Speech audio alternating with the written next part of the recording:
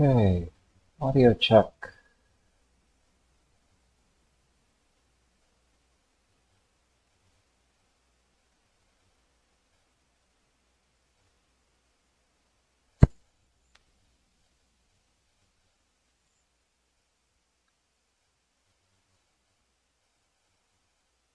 Okay, audio check. Fantastic. All right. Sorry for the late start.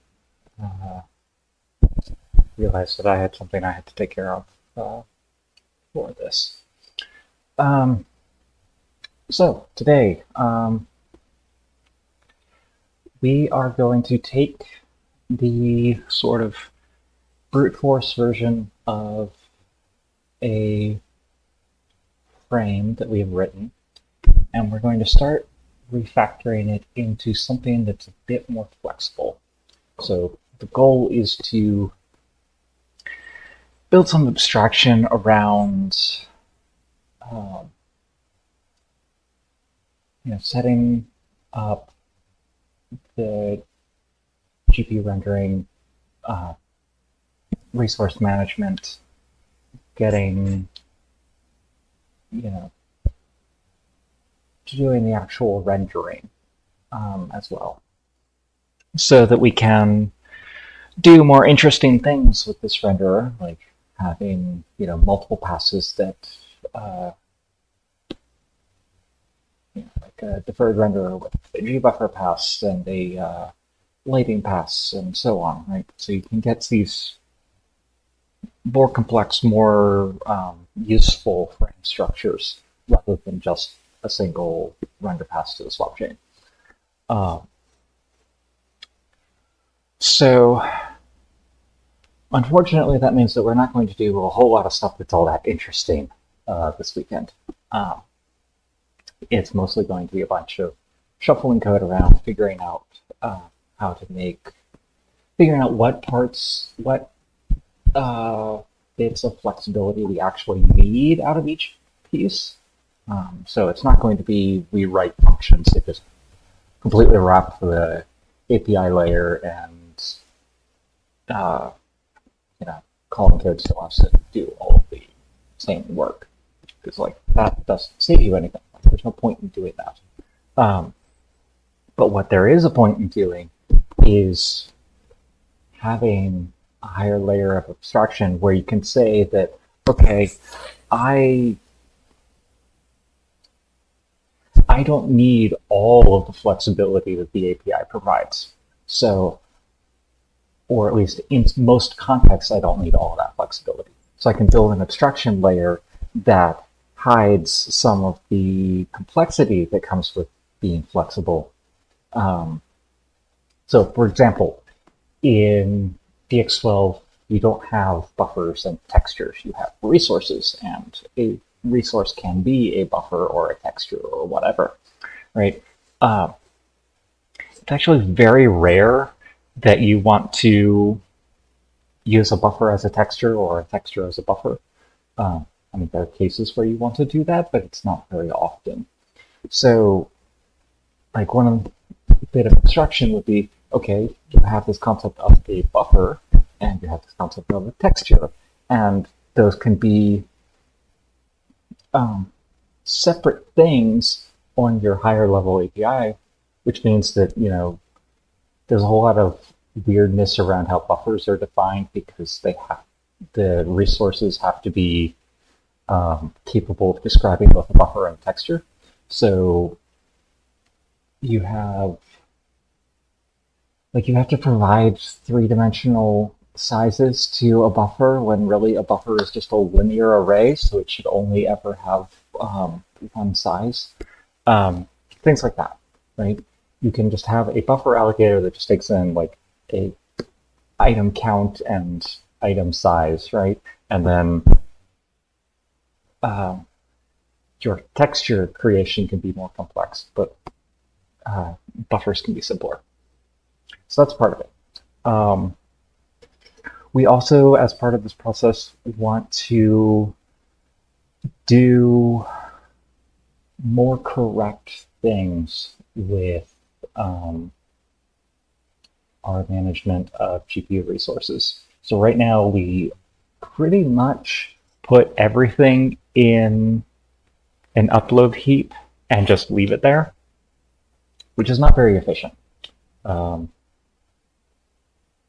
Because while upload heaps are usually on the GPU, like they're in VRAM on the GPU, they are often not as efficient to access from the GPU because being visible from two different processors that aren't synchronized with each other means that you have to be very, very conservative about caches. So your data that lives in an upload heap is less efficient to access because GPUs rely really heavily on caches to reduce the latency of memory reads. Because in general, CPU RAM is really low bandwidth and low bandwidth, low latency memory is what you have on CPU. GPUs tend to go for really high bandwidth, but also high. Sorry, I'm getting this backwards all the time. Really high bandwidth, high latency memory, and hide it with caches. Because everything about a GPU is designed to be 100% focused on throughput rather than latency.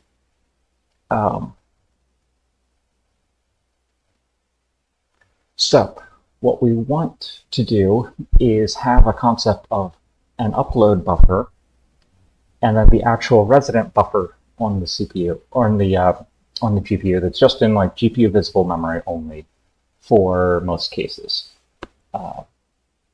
So there are some cases where you want to leave things in an upload heap. So for example, constant buffers are tiny.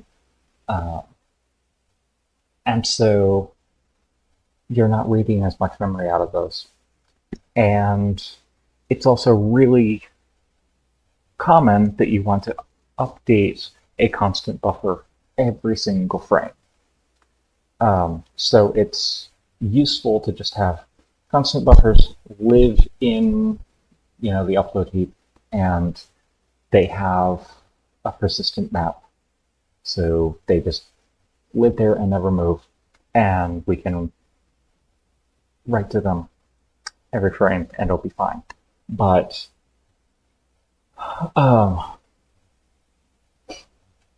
for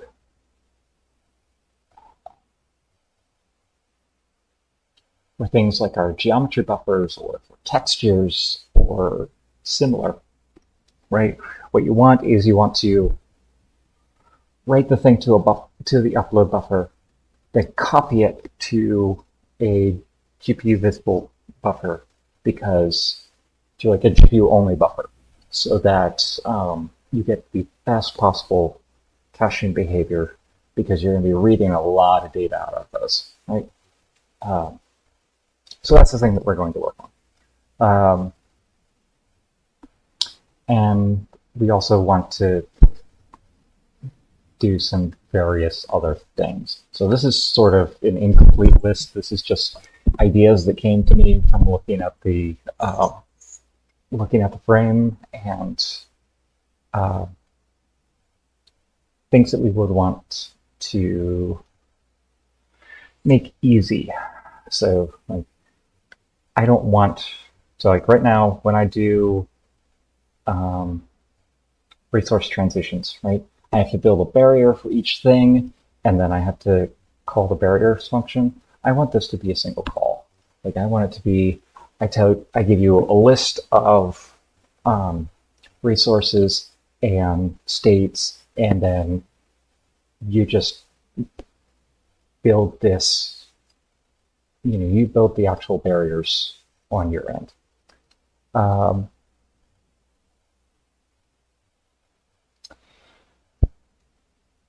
So that will be one thing. We also really want wait for idle to just be a thing that we can do, because there are a lot of cases that they're possible if you're like they're possible without waiting for idle, but really kind of a pain in the ass to do without waiting for idle. So, for example, resizing. So user moves their or either resizes the window, and we have to go through and basically recreate all of our render targets to be the new size. Well, you can't just destroy the render target textures out from underneath the GPU while it's rendering to them. It doesn't like that. You will do very bad things to GPU if you do that. So instead of doing that, what we would like to do is be sure that we are done with all of our rendering by waiting for idle. And then we can just go in and destroy textures and rebuild them unconditionally. Right? We don't care. It's only CPU visible at that point because the GPU is done with its work.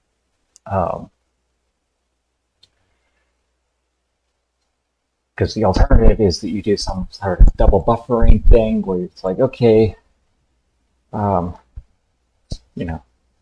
we need to destroy all of these render target textures, but we have to wait 3 frames before we destroy them. So we put them in a list to be destroyed in the future and allocate our new render targets. And well, now we've doubled our memory cost for these few frames, right? So if you're running on a limited GPU that may or may not actually have much overhead in memory, well, doubling the memory cost for 3 frames means that you may not fit on that chip anymore, which is bad, right? So there's also sorts of weirdness around trying to do this without a wait for idle. And honestly, resizes are not that common, like in the grand scheme of things. So it's fine for them to be, oh, you resized and that causes a hitch. Well, it causes a hitch in literally every program that exists. So why not, right? Related to that, we need to be able to just handle swap chain resizing, which means rebuilding the swap chain, which is a little complicated, and not something that I want the higher level rendering code to be responsible for. I just want the higher level rendering code to say, hey, the window size changed, go rebuild the swap chain appropriately. So that will also be a thing that we want to factor out. Let's see. Finally, things that we don't want to do.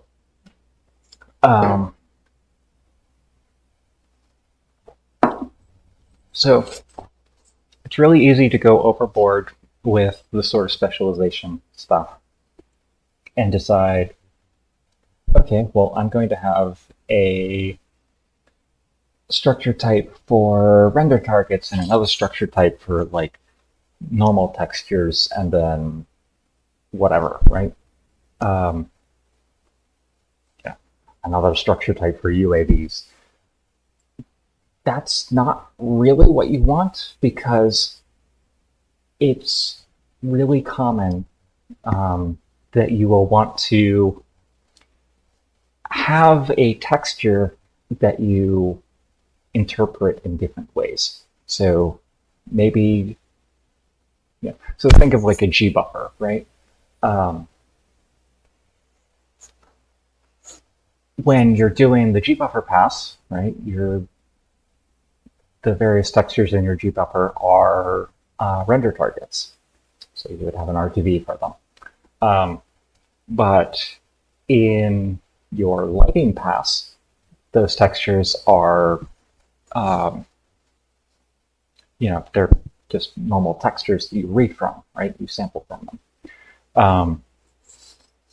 You can also imagine cases where you might want to have your gbuffer as UAVs so that you can write to it. You can change your gbuffer from a compute shader. So I don't know if you have like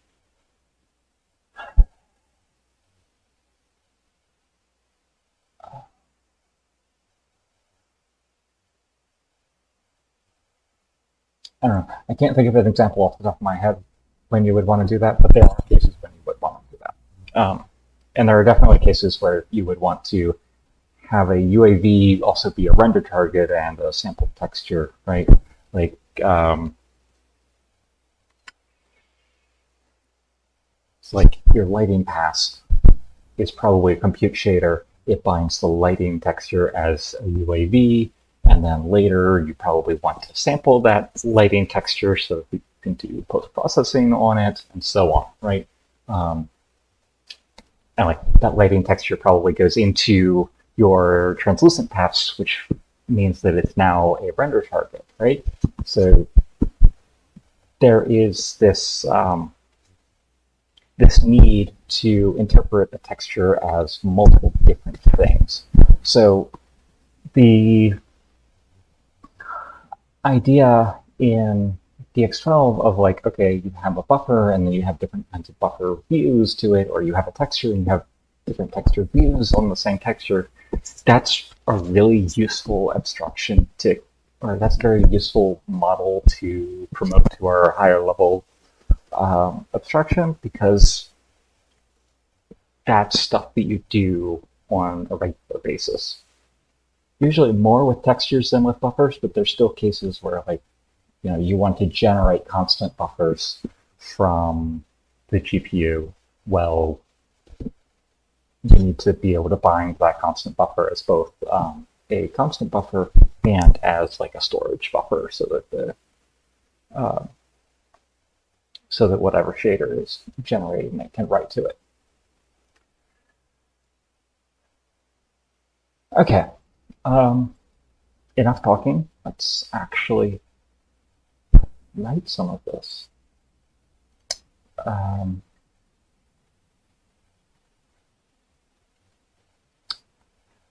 So we're going to start by we have all of these interfaces and things and sort of global global data for our GPU interface that, it's fine that they're all here at top level scope, but it would be nice if they were, contained a bit, like it would be very nice if it was, just a single structure and we didn't have to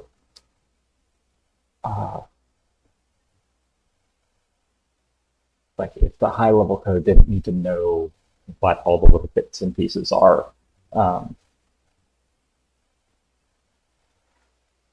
Because you can imagine, like what we're doing here is we're sort of building an API abstraction layer, and in a real renderer, like in a production game, this would be independent of the graphics API, right? So the idea is just that the high-level code never talks directly to the graphics API. It always goes through this abstraction layer.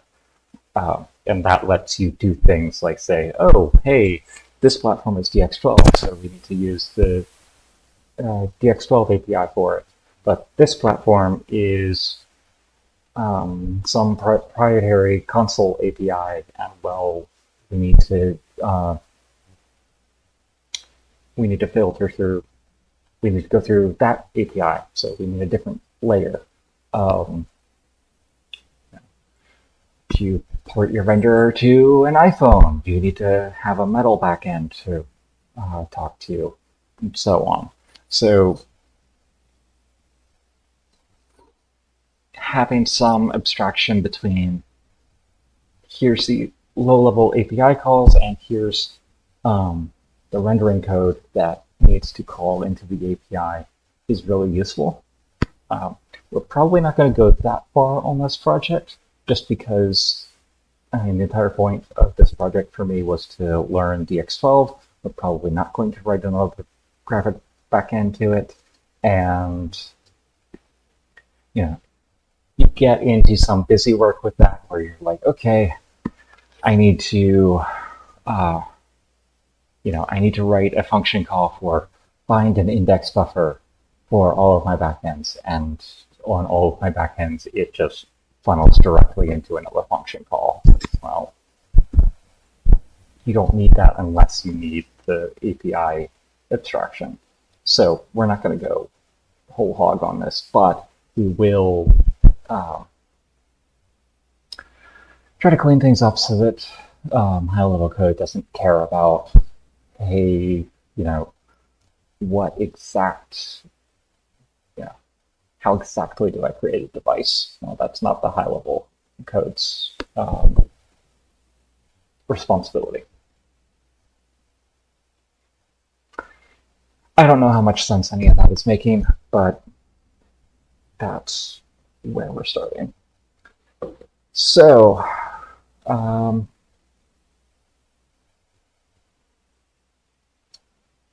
we're going to go ahead and start pulling things off to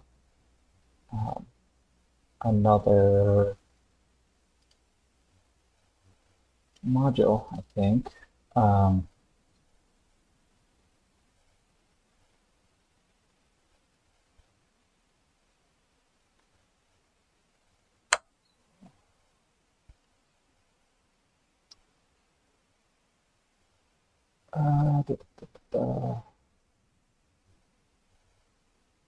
So this is probably going to need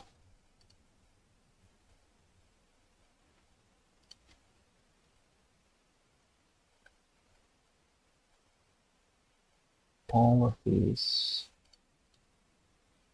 Maybe not Windows H, but whatever.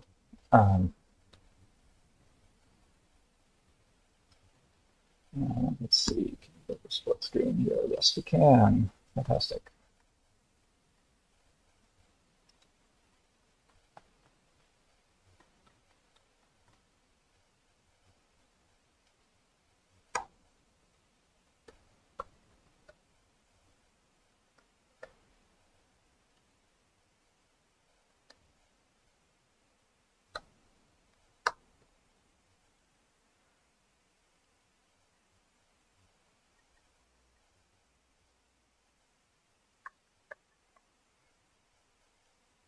Okay.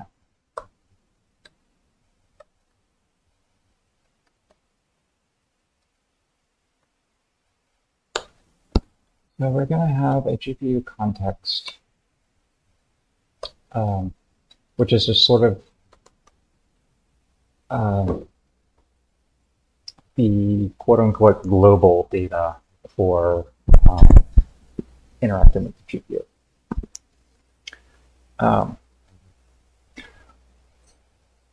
We're not actually going to make these really global. Not going to be just static variables that we set,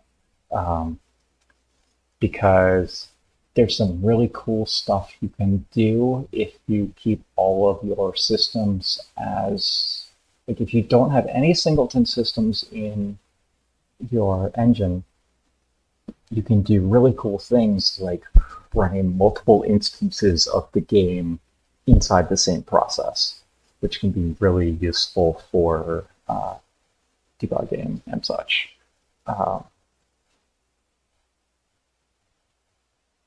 That's a thing that we do at Bellin a lot, where almost all of our systems are not global, so that we can do things like, hey, we'll run the game and the editor and our data daemon process all in the same all in the same OS process. So they can communicate with each other, but they're independent in terms of what resources they're accessing. And so at a high level, you have this like an application struct that tells you what all your systems are, and that lives in like thread local memory for all of the threads associated with a particular application. So we're probably not going to go that far. I don't know that I'm going to have multiple applications to run in a single process. We're not building an actual game here.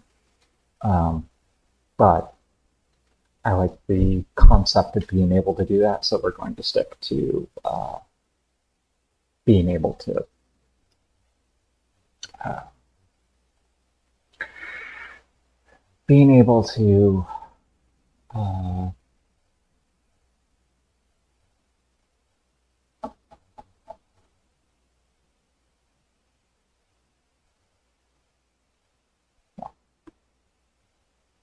I want to avoid putting anything in the global namespace if I can.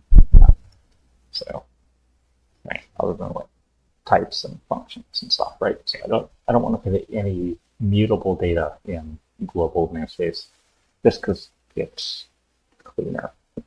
It will mean fewer headaches when we get to doing multi-threading later. So pretty much all of our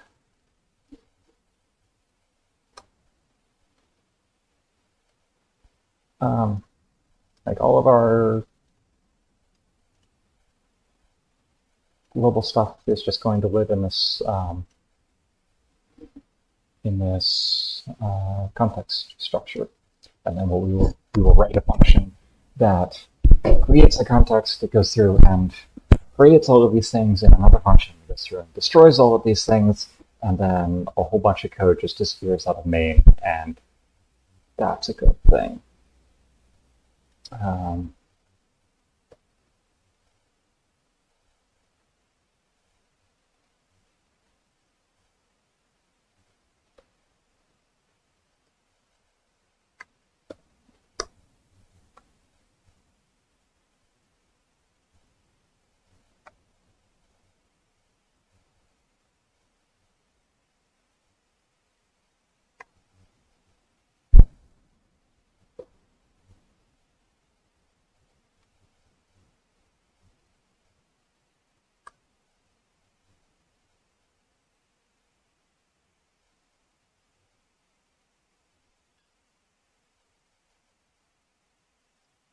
I'm not going to keep all of the different adapters around. That seems like a bit of a waste.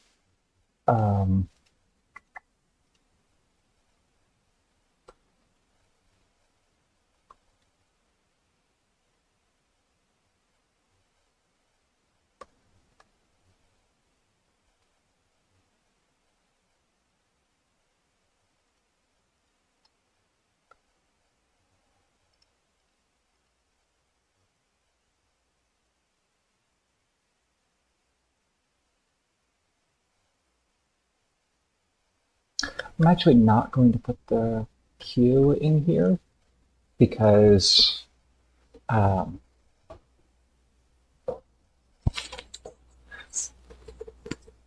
something that's more in the applications domain about, what queues do you want? How many queues do you want? And I think you can even theoretically create like multiple graphics queues, and the GPU will interleave them. I'm not sure how useful that is.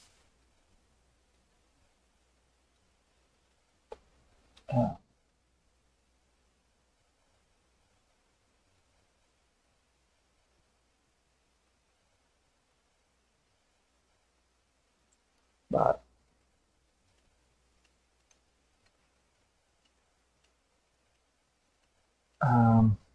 similarly, like swap chain, I think will be a separate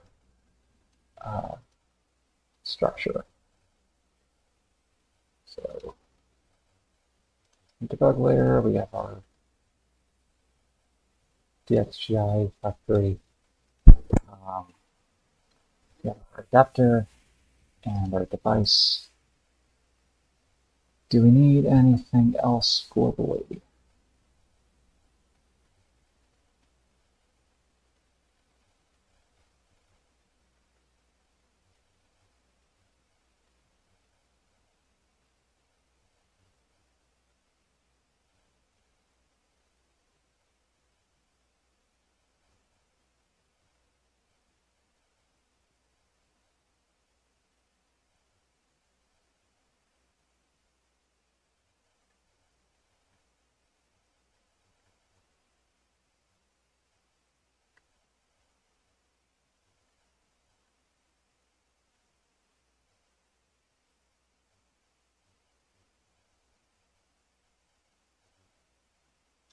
I think command allocators will live on the queue,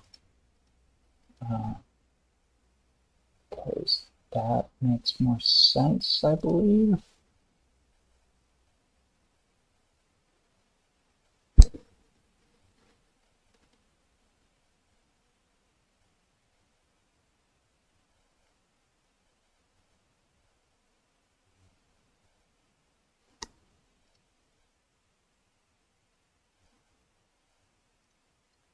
Yeah, because command allocators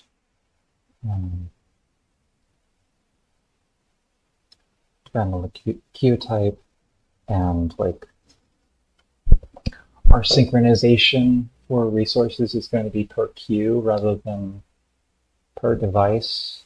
More like, I guess that's not entirely true. But like when we wait for idle, we have to put the wait in a queue. So we really just wait for idle on a queue, and then waiting for idle on the entire device is just waiting on all of our queues.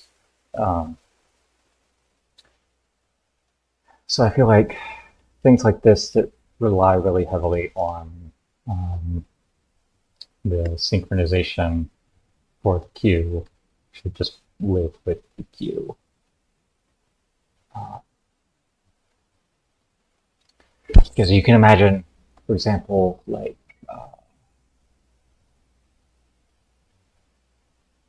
you have a graphics queue, and then you have a compute queue that runs asynchronously, and so the compute queue's idea of where frame boundaries are may or may not actually be the same as where the graphics queue thinks frame boundaries are, right? So you want to handle the swap over between command allocators separately between them. Otherwise, you run the risk of like your two queues are out of sync with each other, and you reset a command allocator earlier than this other queue is expecting, and things can get bad. But if it's per queue, then there's no issue of like cross talk between them.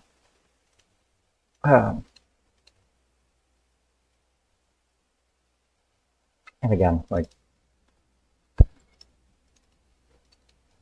command allocator cares about the queue types that it's going to be writing to, so it doesn't really matter. Because you would have to have multiple queues of the same type for you to be able to share them between queues anyway. So that will be our GPU context. We have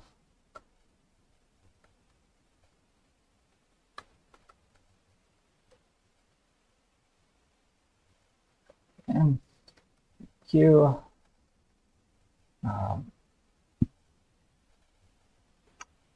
So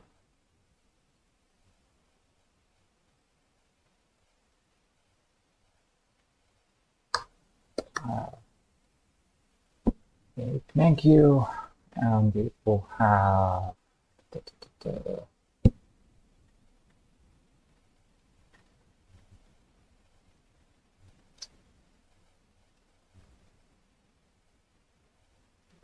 this up here.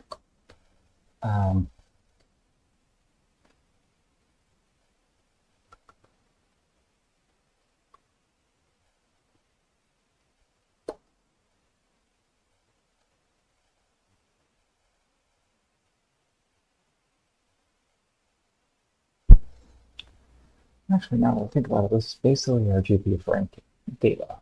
So, um,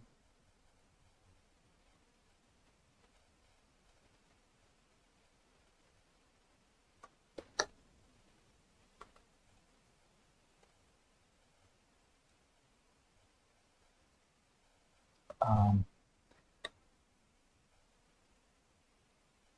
I do want to try uh, using just one fence here rather than a fence per frame, because I do believe it is possible. However,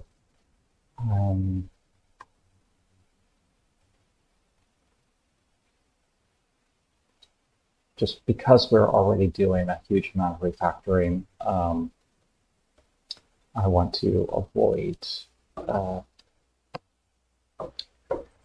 changing behavior while I am changing code.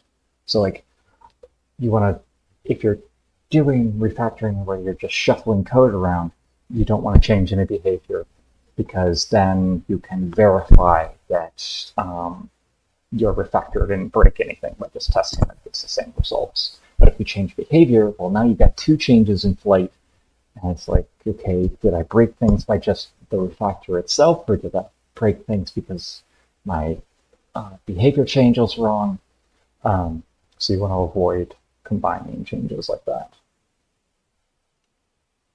Um,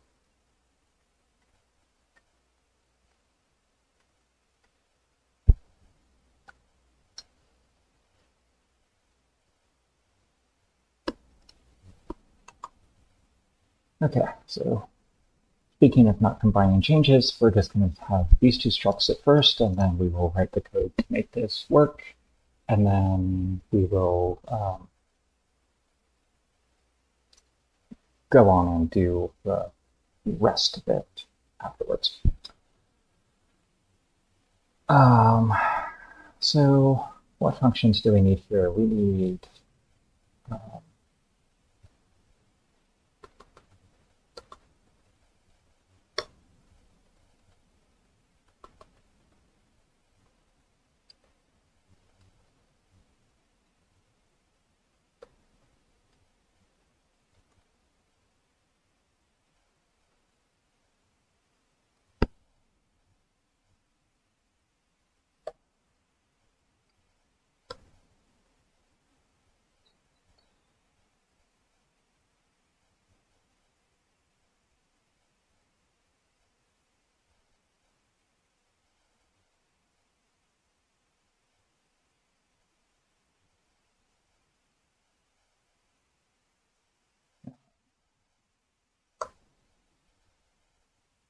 we can allocate here. It's not a huge deal.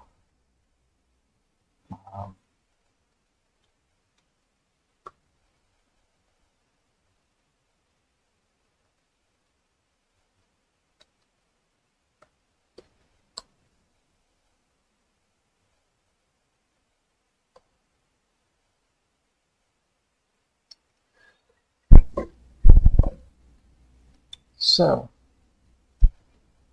do we need any inputs to context create?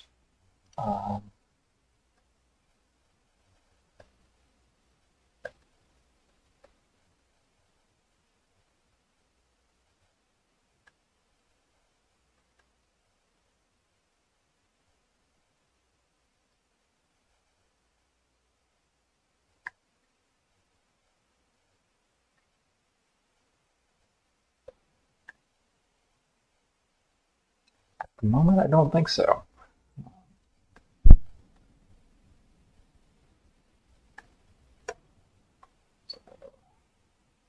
So what was the convention I was using for commentary?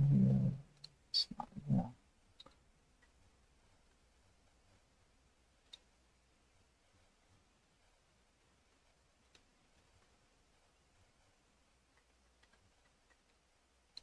Yeah, apparently the comments convention I've been using is no comments. Okay. We will have to fix that.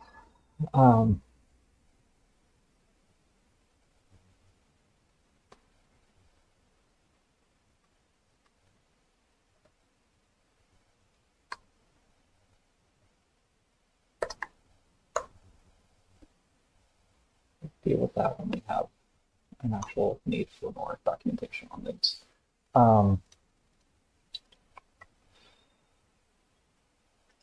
We're actually just going to do these first, and then we'll come back to GPU queue.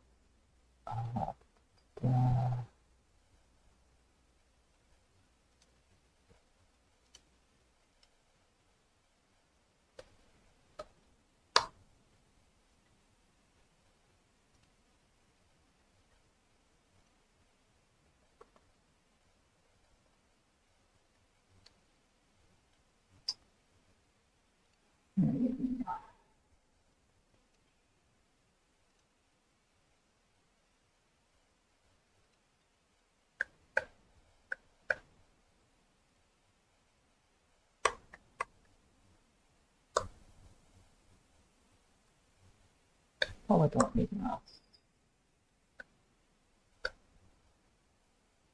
I shouldn't need to divide out what we're going to use it anyway.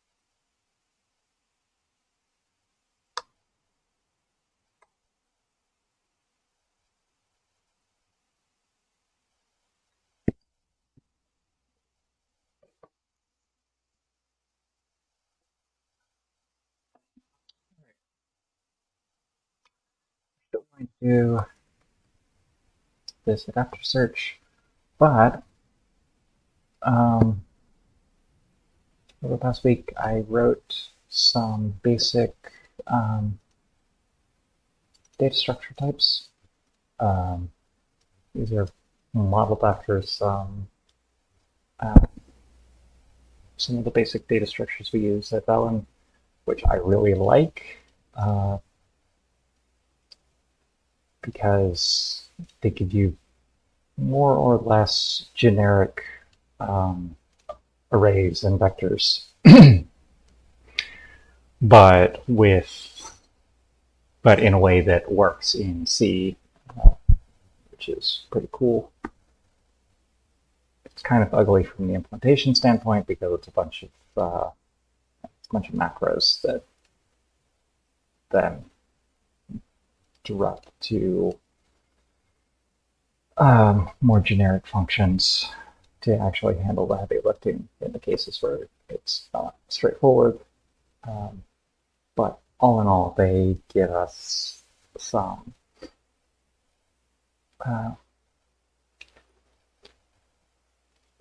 nice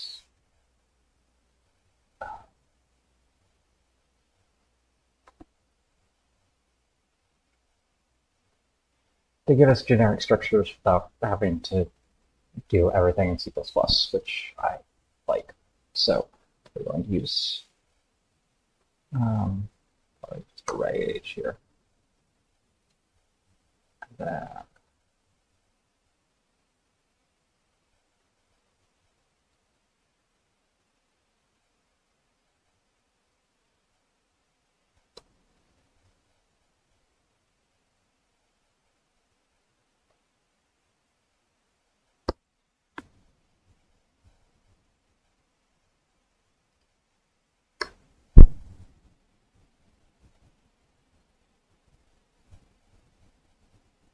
so how this works is you have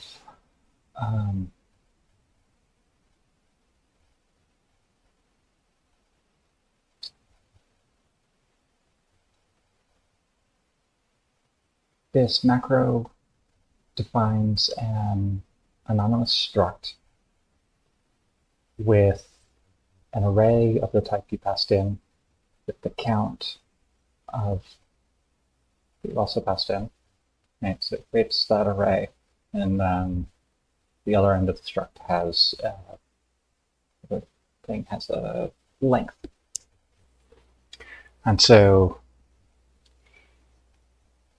you then have a bunch of API macros that take this type, and you pass in a pointer, and it can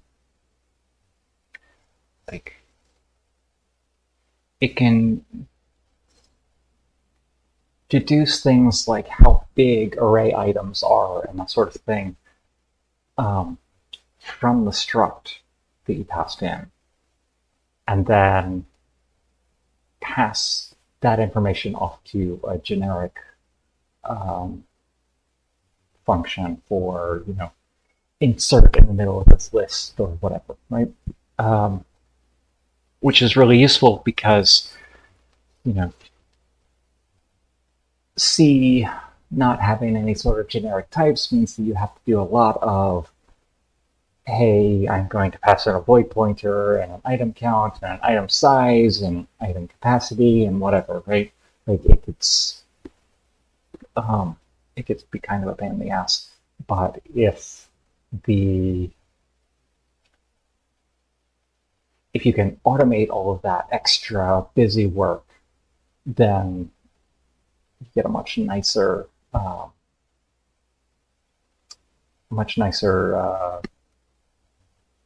results, if that makes any sense.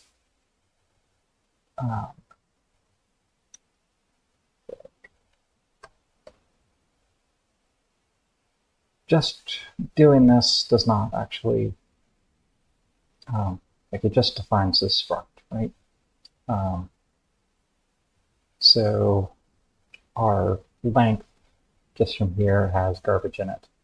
So we can call clear, which will set the length to 0.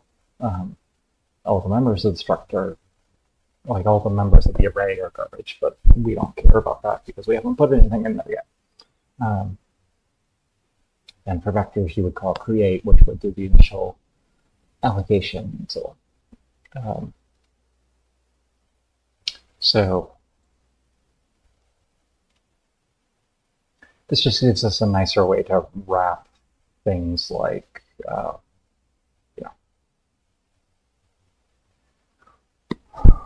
array of length plus plus equals foo, right?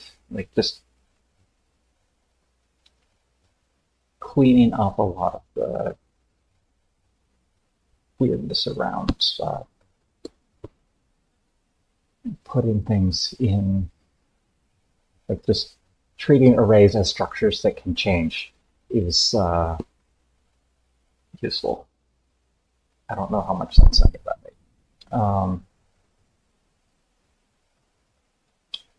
So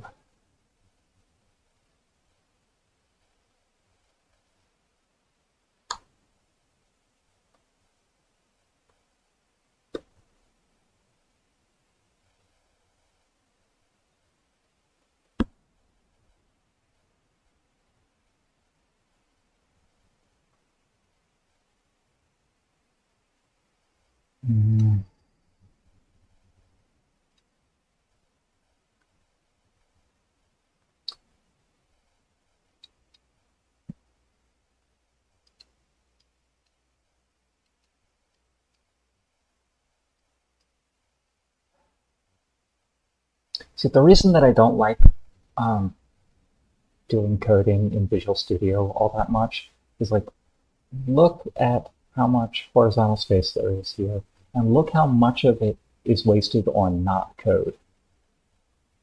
Have you seen this? Like, that's almost, between the two tabs here, like it's almost an eighth of the screen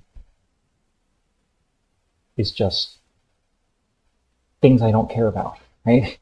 Like, why? The atom would have awful things. Like, there's very little wasted space here. So I showed it.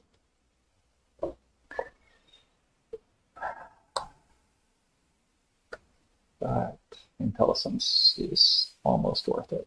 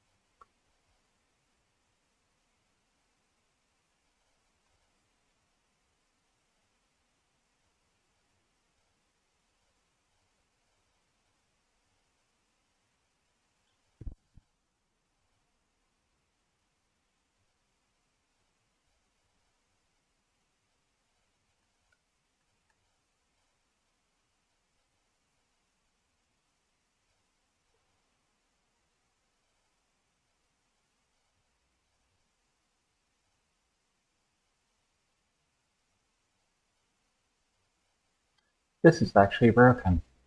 We never bounce check anything here.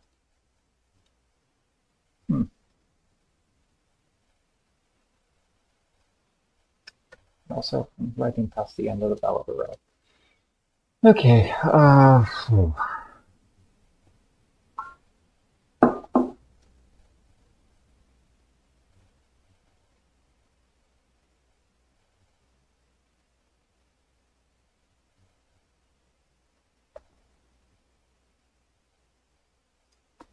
You know what? You never actually need the full array.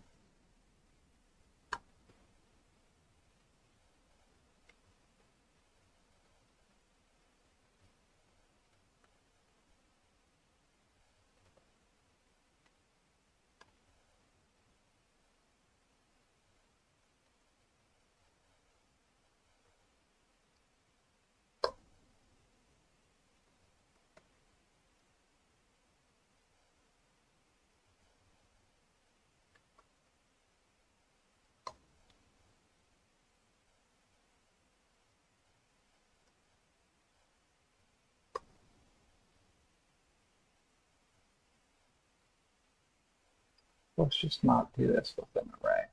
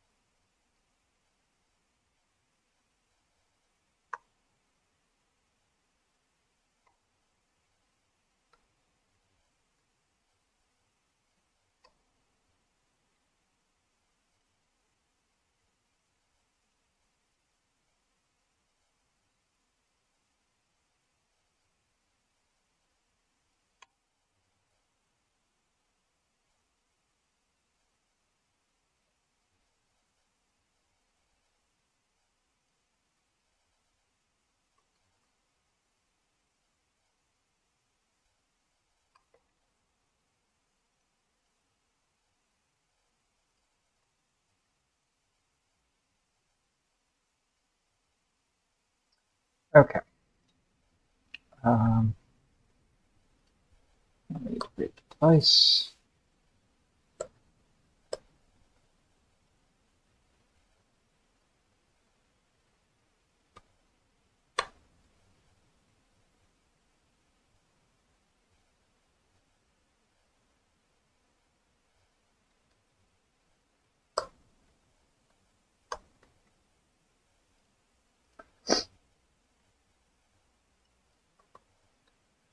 Let's see, is there anything else that we need? We need to actually set the adapter.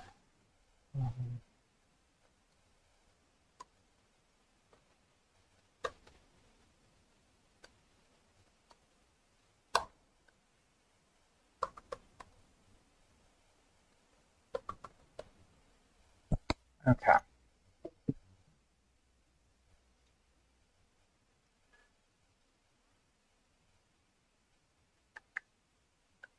Basically, all of that goes away. So we have to compute context to the pointer that we get from this.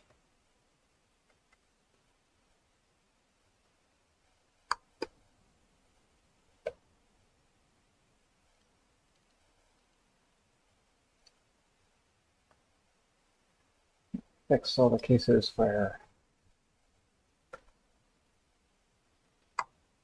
things are now broken.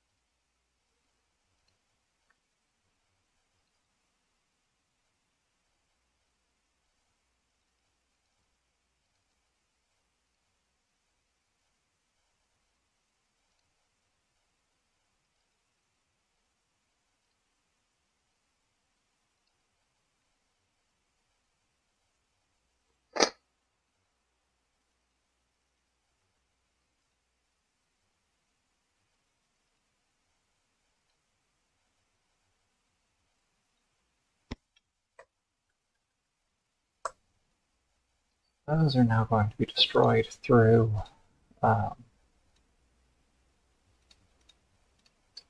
GPU context destroy.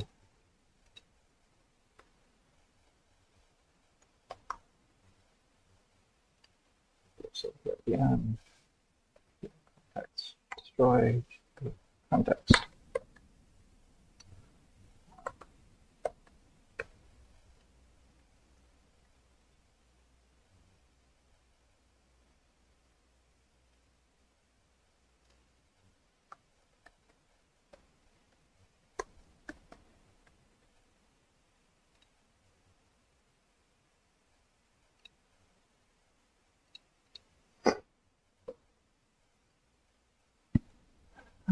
Okay, so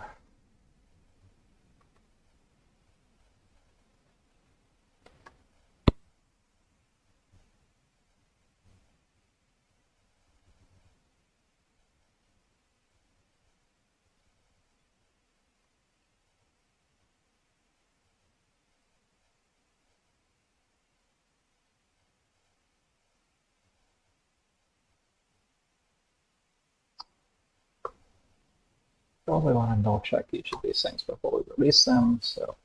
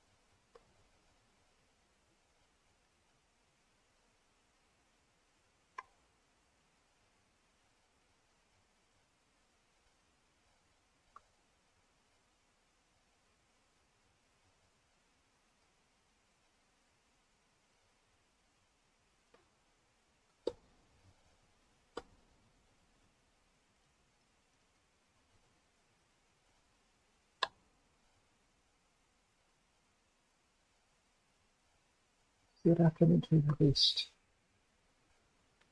Yes.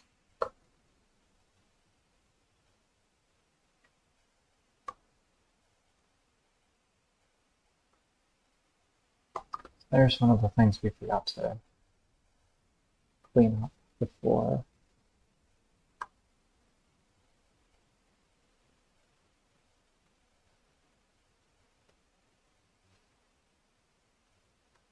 This is a release thing, right? Yeah. All right.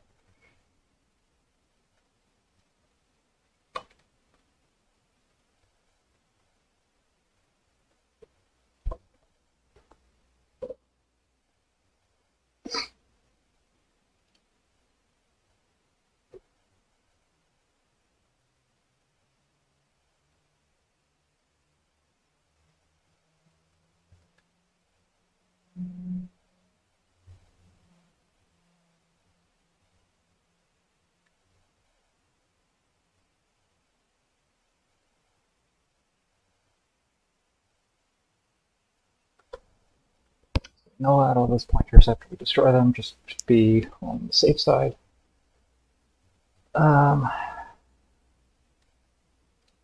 So this should not build. Is that correct?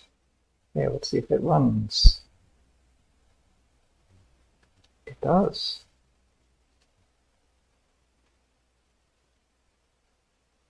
Doesn't fix all of our warnings, though. Still not sure what exactly is making that unhappy. All right. So next, we have, we're going to create queues as a structure.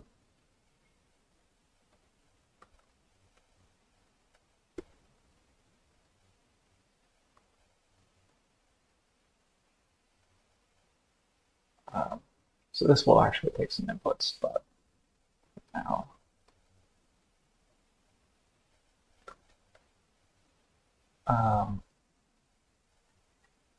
So what do we need to know when we create a queue?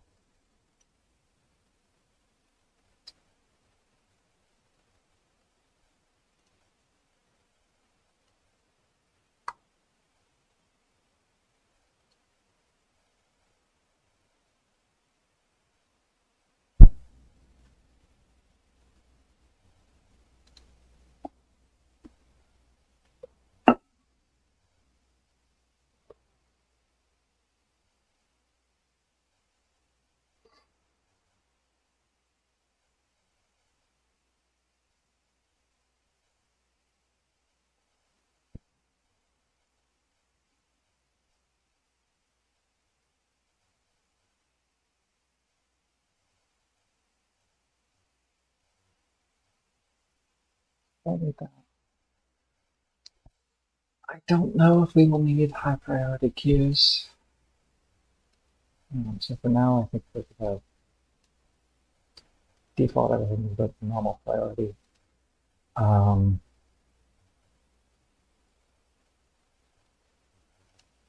Flags. There's only one flag here, so we can just pass that as a boolean if we want it. Node mask, I don't think we're ever going to support multi-GPU because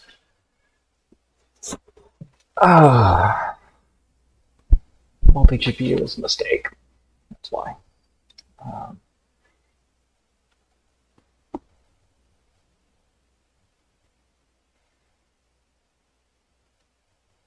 So I think all we need to know is type, and that's probably it. I don't think I want to deal with disabling GPU timeout right now because ideally you don't get into a position where the GPU can time out. That's generally a sign that you screwed up. So you want the watchdog to kill you when you create an infinite loop on the GPU. Like, it's really important that that happens because otherwise you end up blue screening.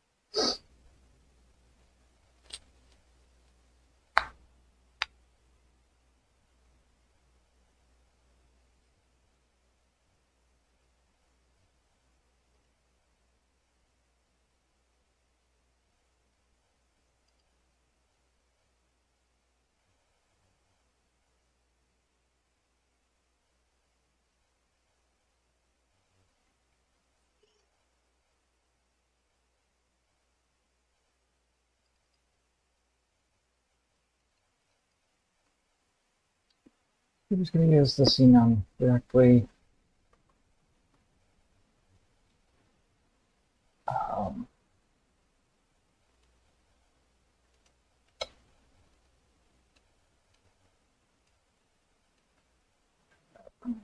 Probably store off this type here.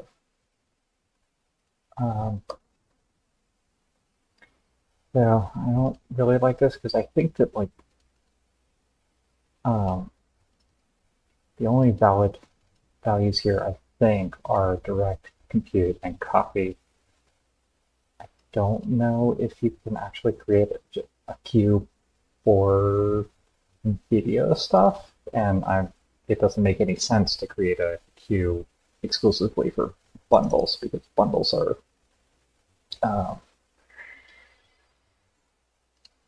like secondary command lists. You create a command list and save it, and then you create another command list that calls that command list. So it doesn't make sense to create a queue that only does this. This doesn't make any sense. I feel like these are sort of implied to be together in terms of command, in terms of queue type. So You know what? Let's actually enforce this.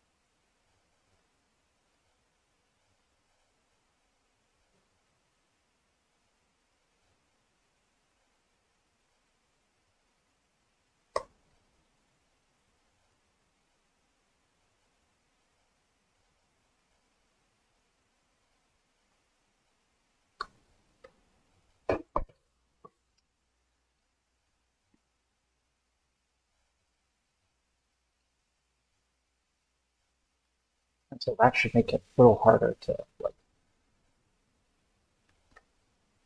accidentally create a queue that's like to try to create a queue of a type that is not actually valid to create a queue for. It's like I'm not sure on the video decoding stuff. I'm pretty sure that you can't create a queue for bundles because that would be weird. I don't know if it handles that by just falling back to direct, but it seems weird to me. So we won't allow that.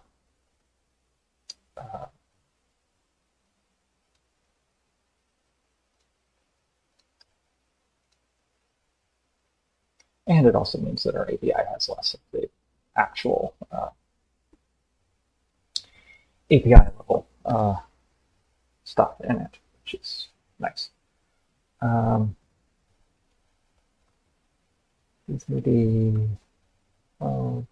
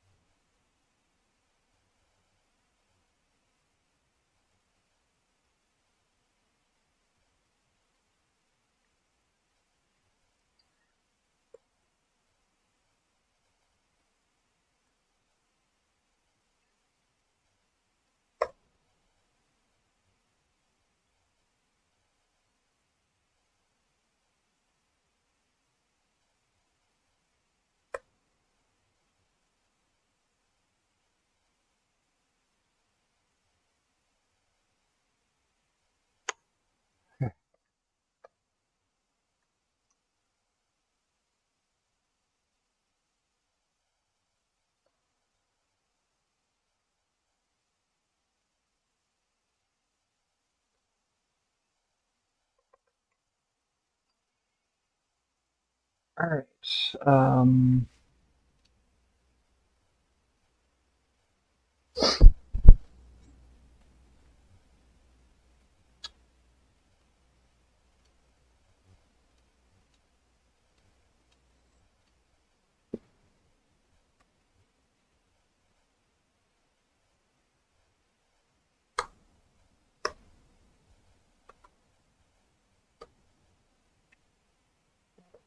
Queue description, which is just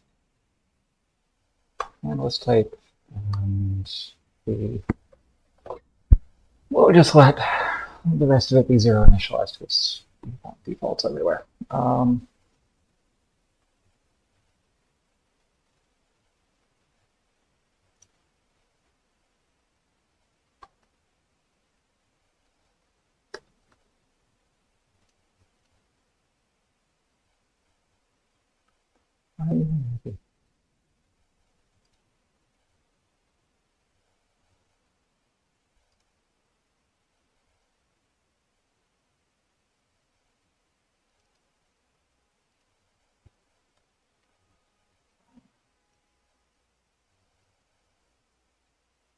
It's actually an incorrect static analysis warning because like every value that this type is allowed to have will lead to initialization. So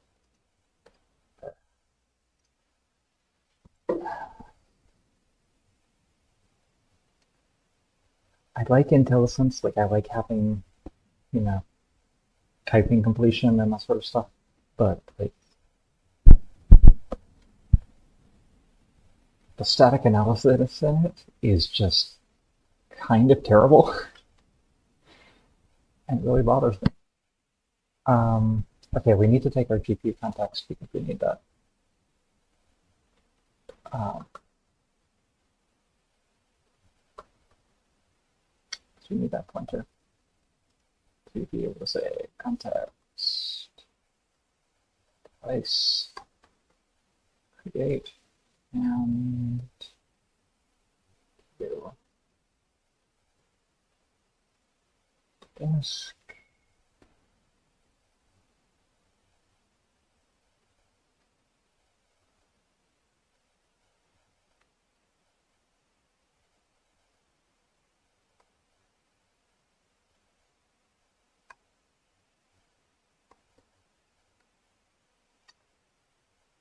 And of course, we need to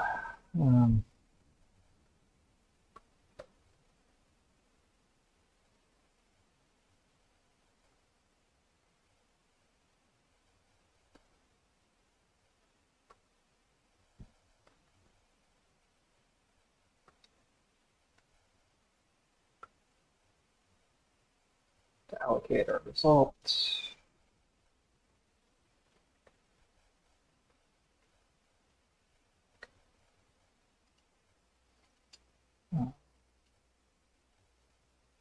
At some point, we'll clean all of this up and we'll have like an actual, we'll have internal allocators, which will make this a little less messy. But for now, we're just going to use malloc all the time. And we're just going to assert that none of our allocations ever fail. Again, we got to show up the static analysis.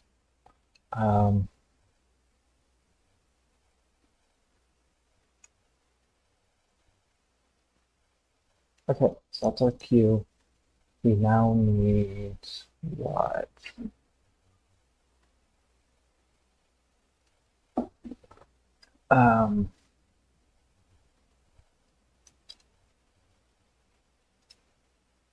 We should save off that type.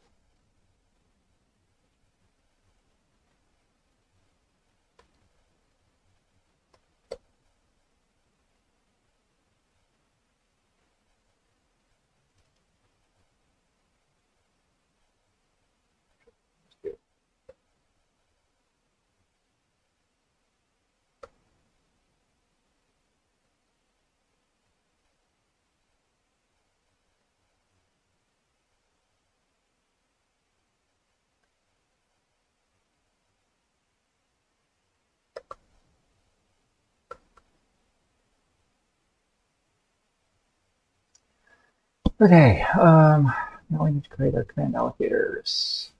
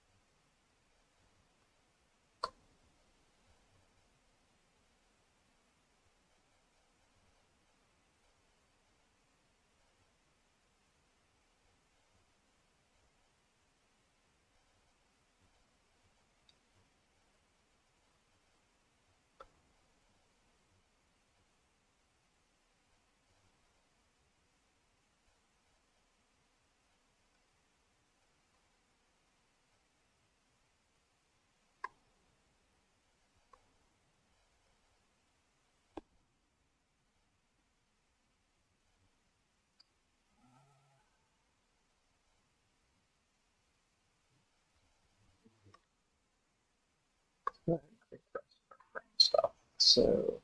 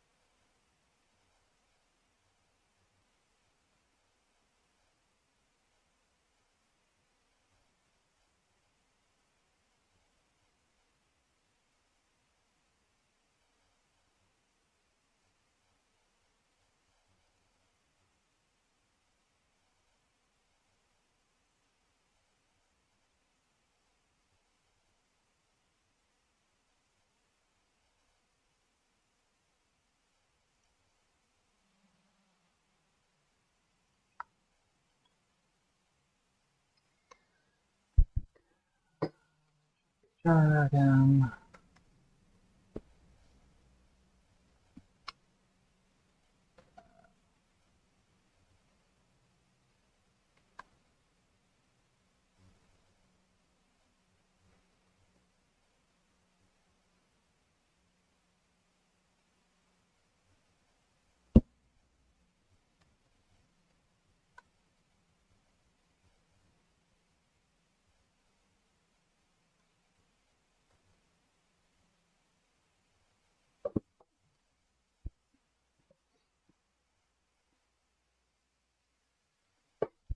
That should be it for the queue.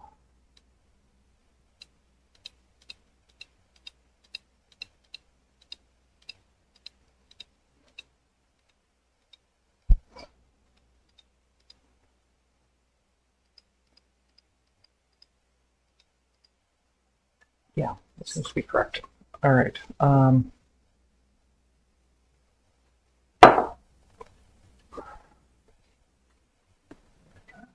Result.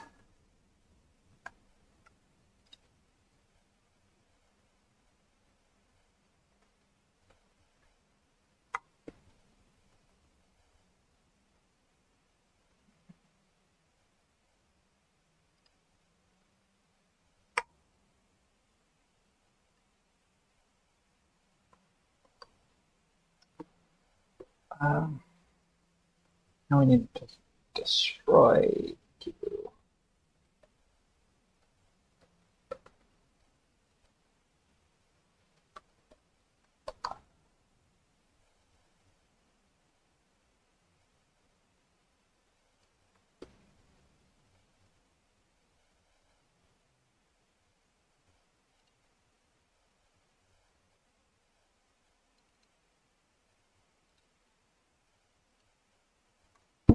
So return value of this mean.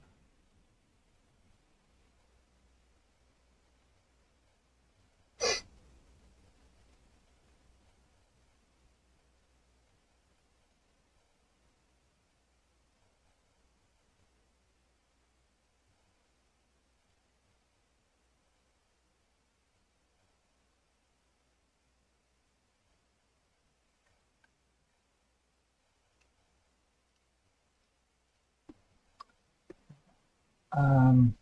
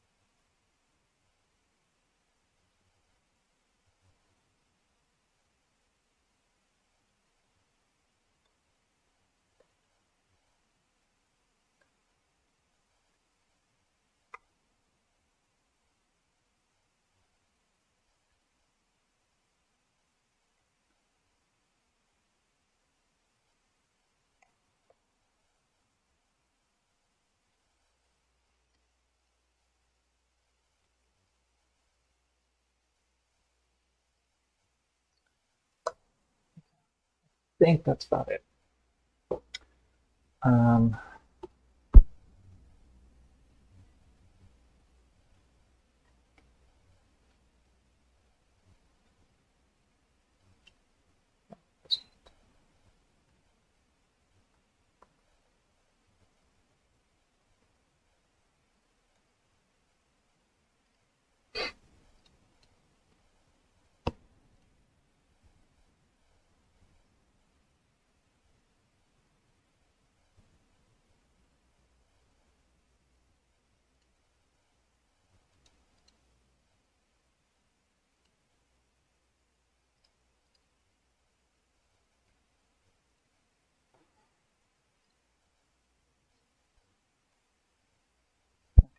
we want a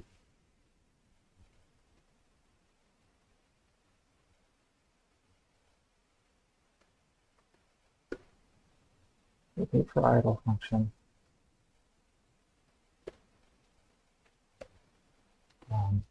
We're going on and creating this up front because really destroy should wait for idle before it does anything to the queue.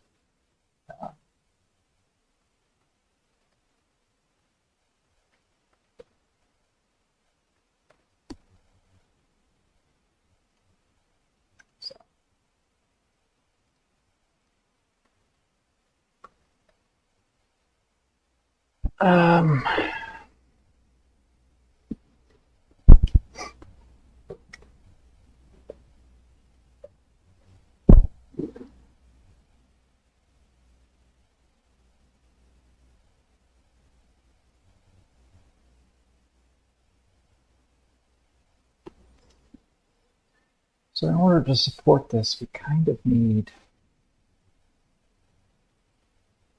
another fence and another event.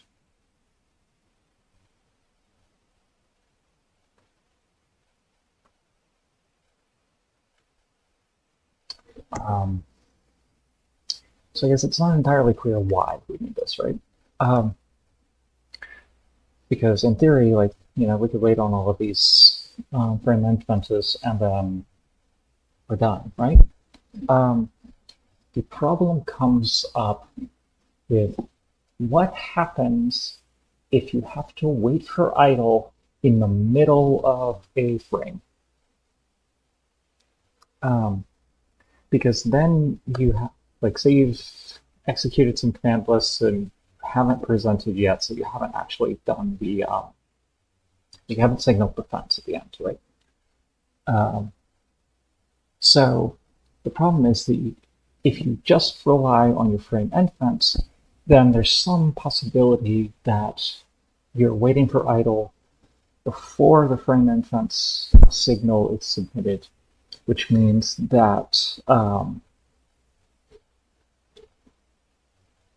there may be commands in the queue that are not currently fenced.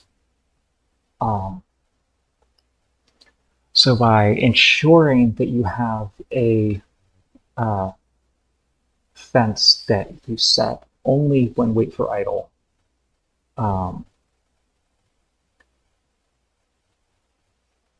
that you inject right before you need to wait for idle, gives you the it lets you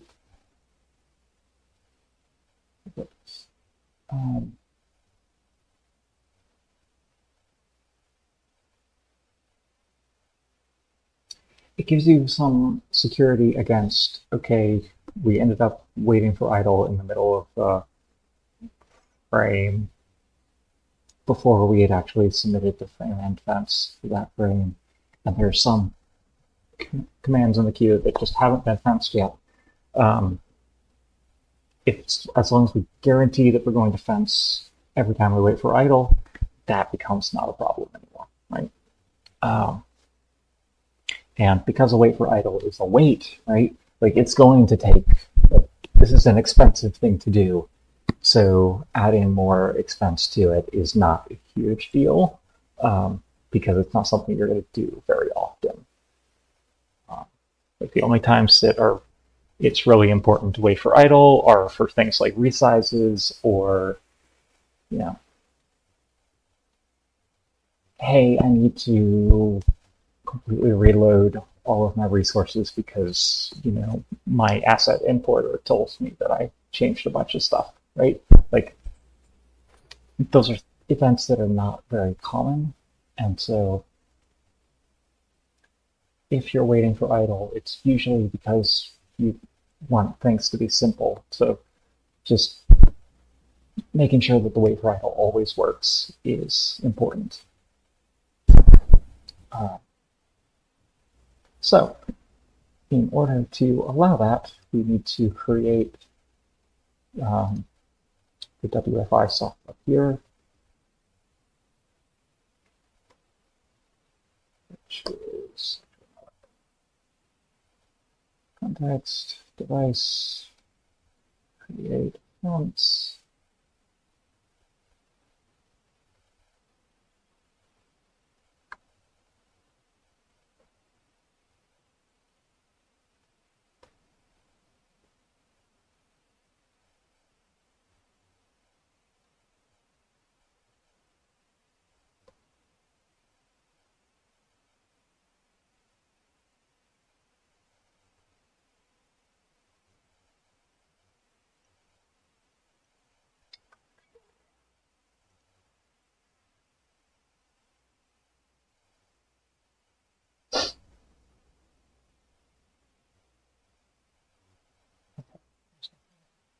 So, um,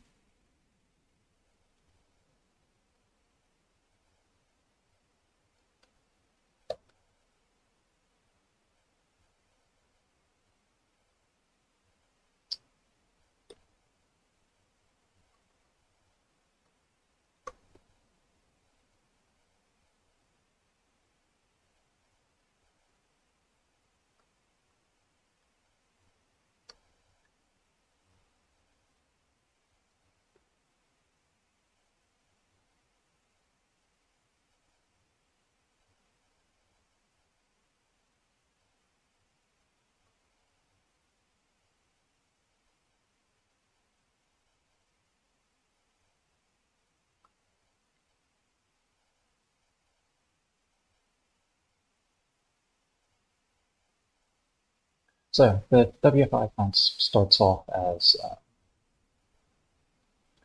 as false, whereas the frame event starts true, because we are always going to wait for a fence before we trigger the WFI event. Whereas the first time that we try to acquire a frame, we've never used that frame before. So there's nothing that's going to trigger the event the first time. So we initialize the frame end event to signal so that we acquire it immediately the first time, and then every other time it has to wait on the fence. Whereas the WFI event is always going to wait on the fence.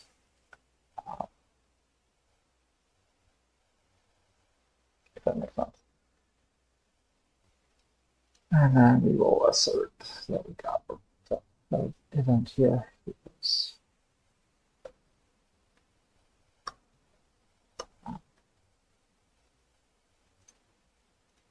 Yes, we can. All right.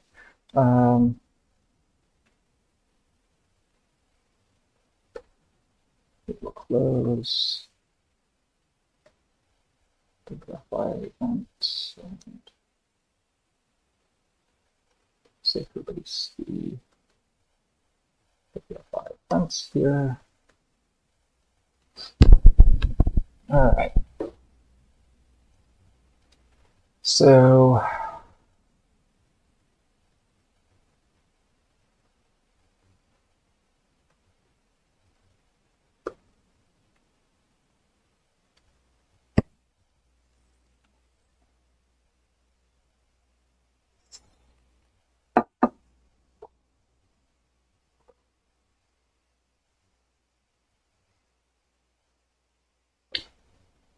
there are a couple ways to handle this. For wait for idles, we're going to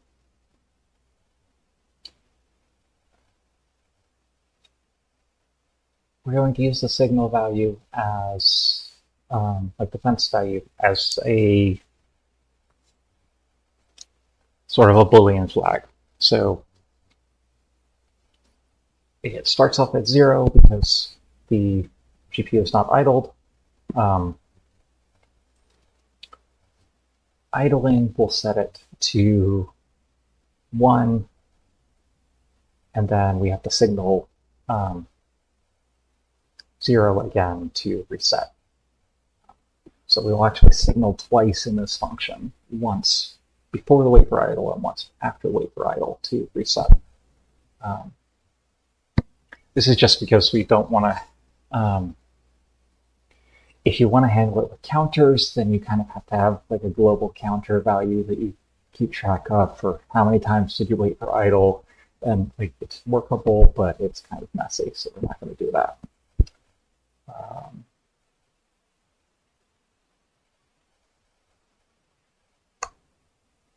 So we will set it to 1. And later we will signal it to 0.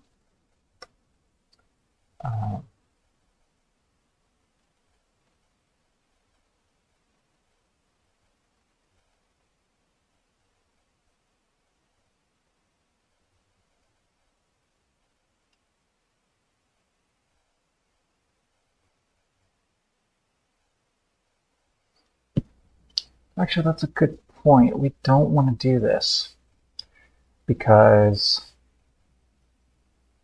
if we reset it from GPU with a signal, then this wait for idle will put another use of the fence in the queue, and then we don't have a wait before we destroy the wait for idle fence. So that's actually incorrect. I think we can set DX12 fence. I think we can set the fence value from the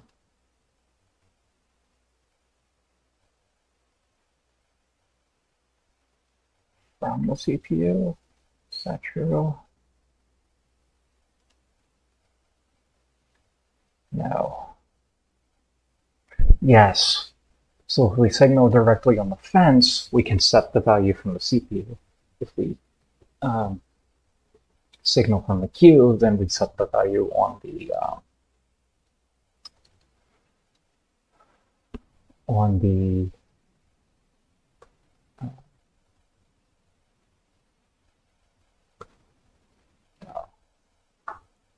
I'm not explaining this correctly. One second, let me write this and then I will explain what I'm doing.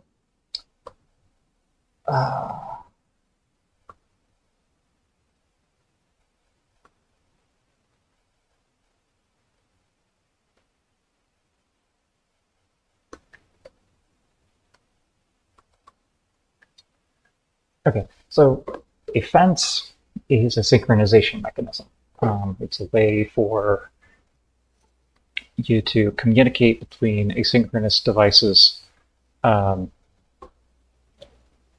by setting a value. So you can say, hey, don't proceed past this point until the value is 1, or don't proceed past this point until the value is 0, or so on. Right?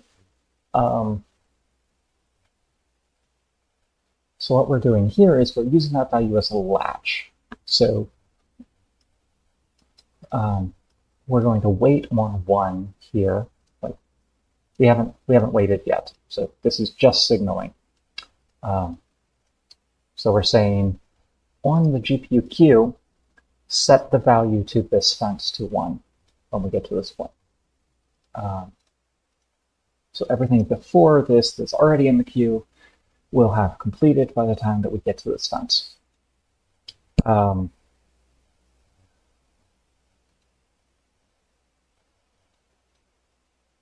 So when we get a 1 here, like when we actually reach this point, everything prior to this signal has completed, and as long as we haven't submitted any more GPU commands, the queue is now idle.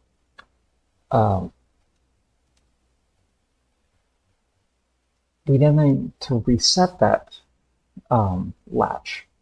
because the next time we come in here, if the latch is already, like if the fence is already set to 1, we can signal it to 1 again, like that's perfectly fine, but our wait is actually going to complete immediately rather than waiting for that second signal because we already have the value that we're looking for.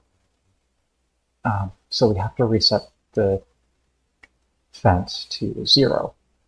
However, if we were to reset that value to 0 from the queue, well, now there's another command in the queue that we haven't fenced on. So instead, we will do this, which sets that value from the CPU, which we already know is now synchronized with the GPU because of the wait for idle, right?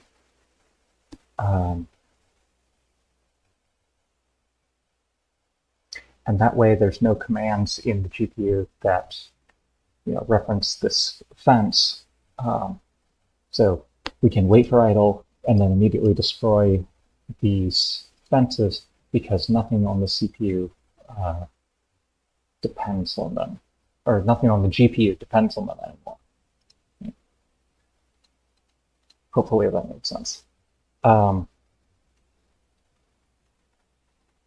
now what we need to do is we need to actually wait on this fence. So say Q WFI fence set event on completion 1. 1 is the value we're waiting on, and we say that this is to signal the WFI event. Then, actually, we should probably put this before the signal itself, just because we don't want to miss that. Wait for signal object.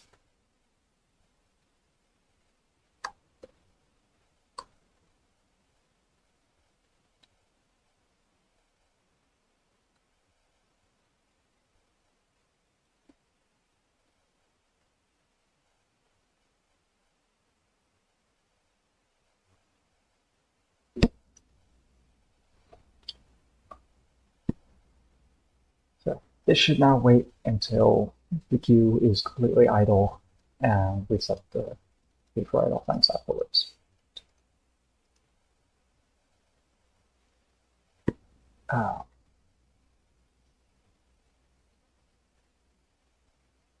So I think that's all we really need to do for the queue. Let's go ahead and get this sort of set up.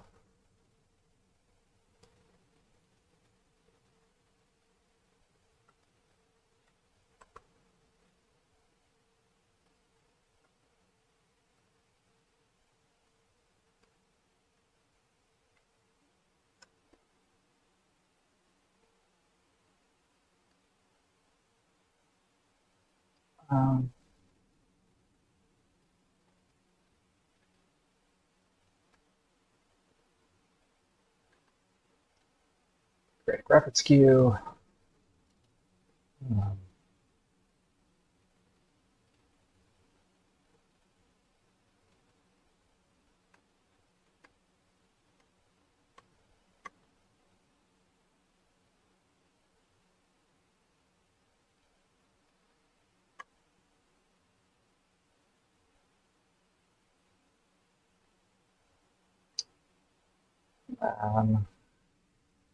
Fewer things use the queue than use the device. But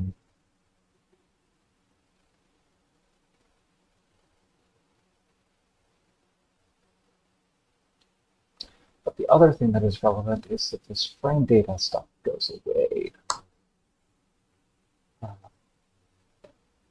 because all of that lives in the queue now. So there are a variety of things that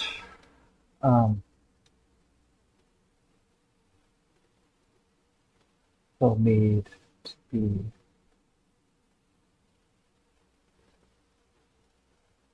done here.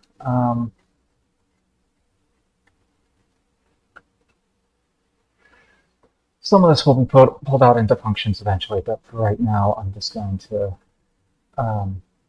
handle these directly just because it's easier.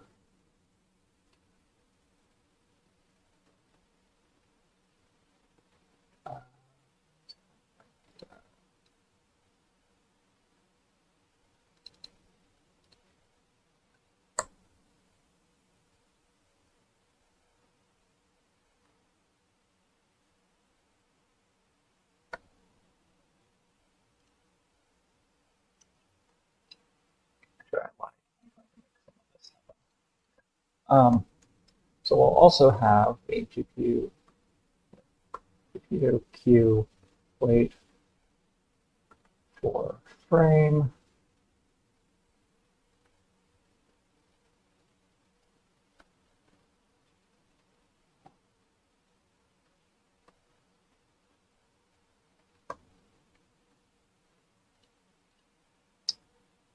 This will tell me to wait for a particular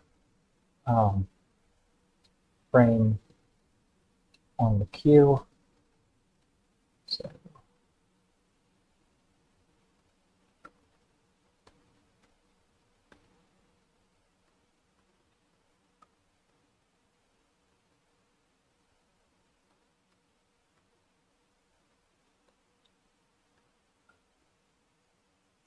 and it takes basically the buffer index. So it's like the frame counter mod the number of individual frame data things we have. So in practice, this is mod 3. So we will say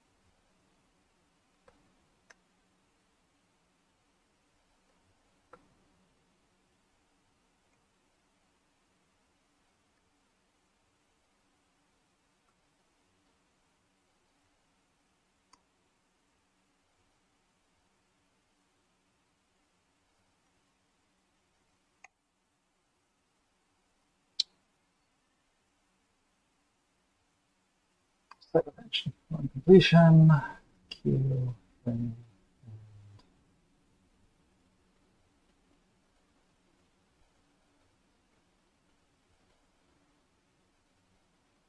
No, we did that before we signaled. So what we need to do instead is just wait for object, queue, frame, end event, mod comment.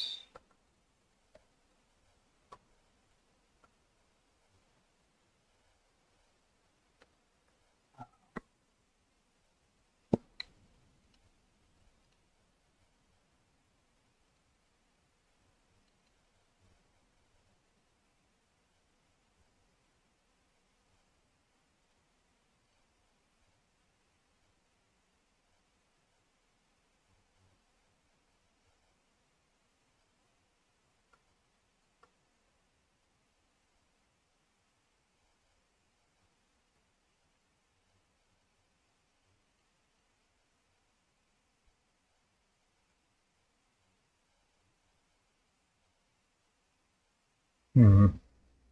I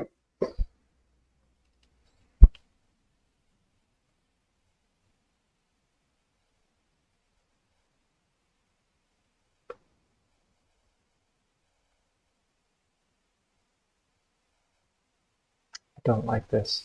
I kind of want something where the basically the API is that rendering loop acquires a frame from the queue and submits a frame to the queue, at which point it loses access to the to these frame data structures, because I want like the synchronization to be entirely part of the queue structure. But well, this is fine for now, at least.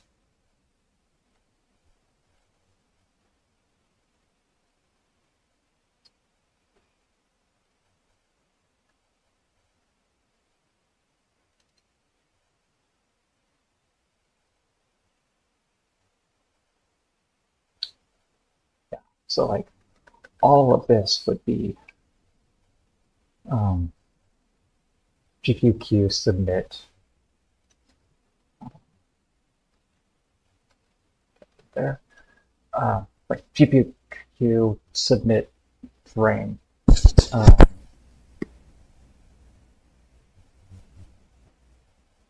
Or like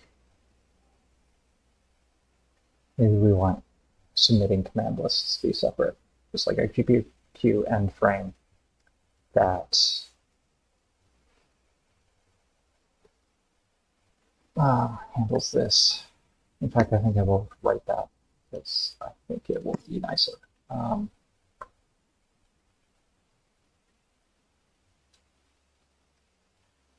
So this should really be like GPU queue acquire frame and then GPU queue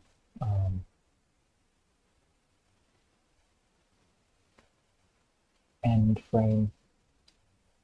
So maybe GPU like begin frame and then end frame, maybe. I don't know.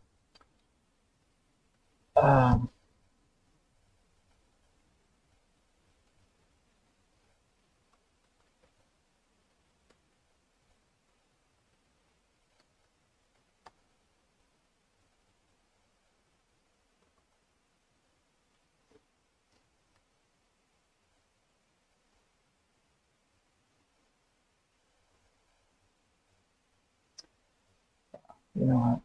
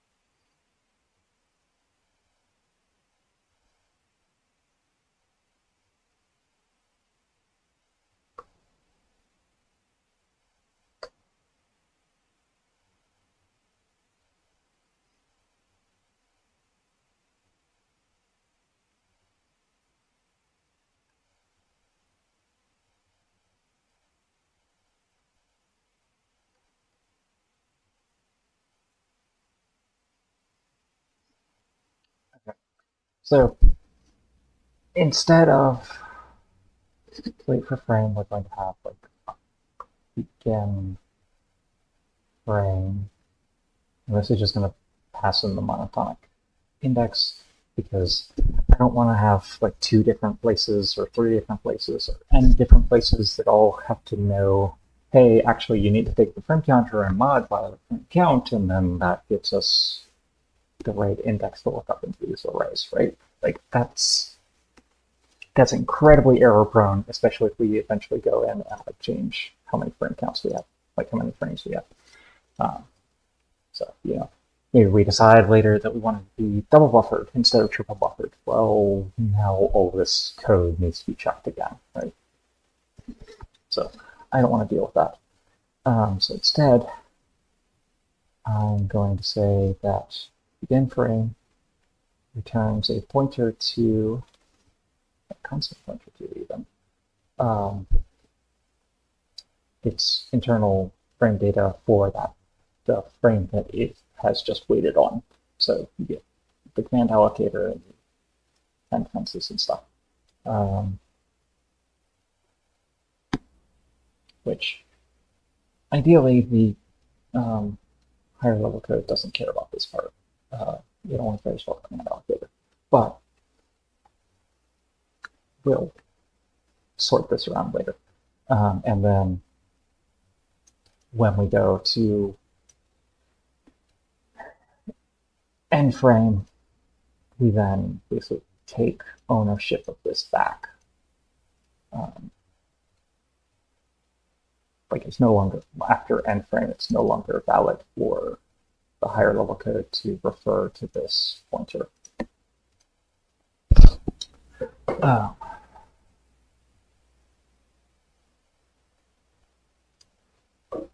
Just because I think that that will make the higher level code a little bit nicer versus just, oh, well, now I gotta go like poke into the queue structures arrays, and I have to compute the index the same way that the queue does. So I think this is nicer.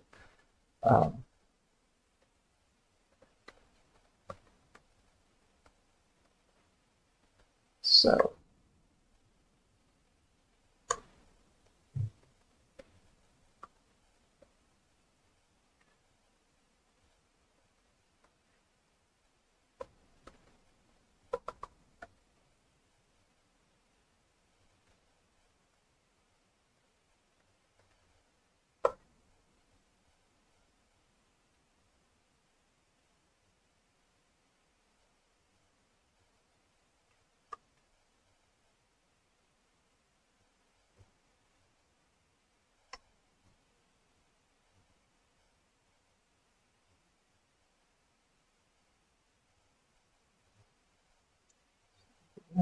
frame.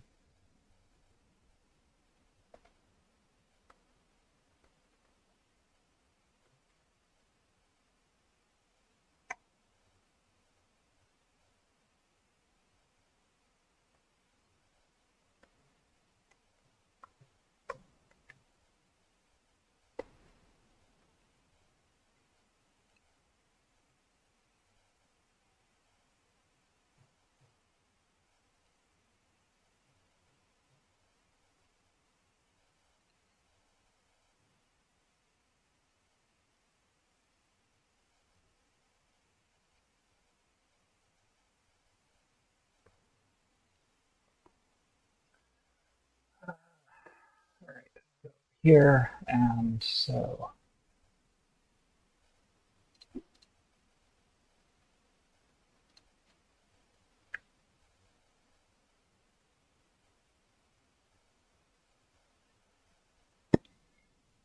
we do still need this frame mach 3 value because we have to use it for swap chain stuff. Eventually swap chain will also move over to our abstraction layer, and we can just have the abstraction layer itself know how to compute the mod index correctly, and then higher level code doesn't get to care. So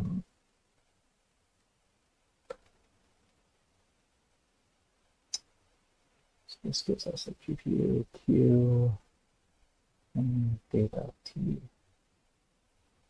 Data constant pointer.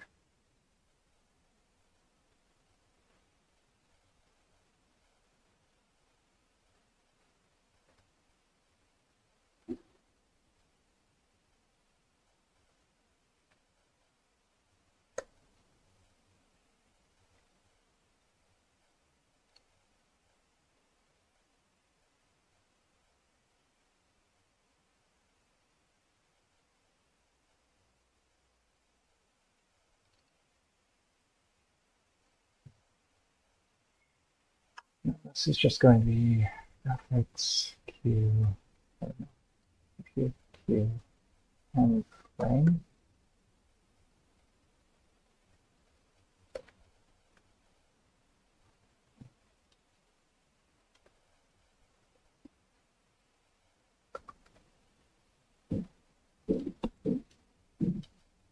This side to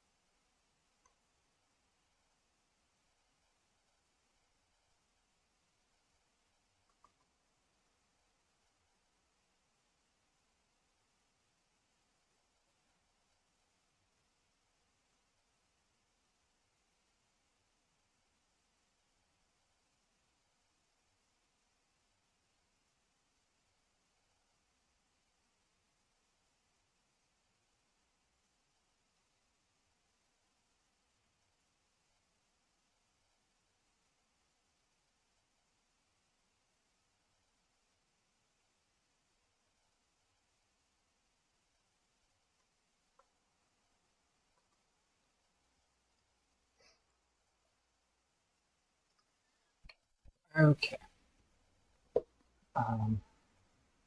Actually, set the event on completion. Then before we do the signal, just in case we.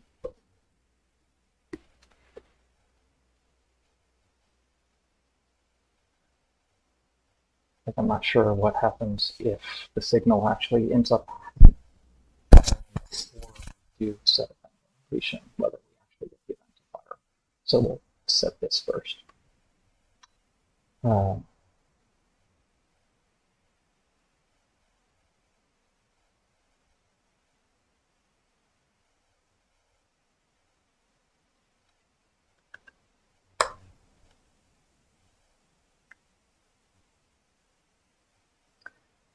Okay.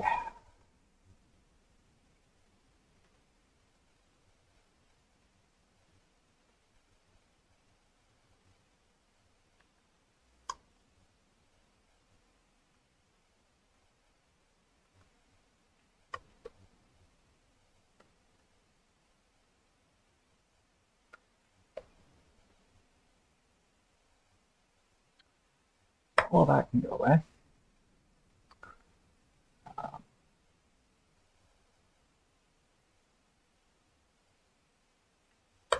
This can go away.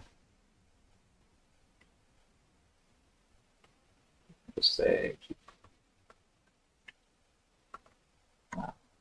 GPU Q destroy Q.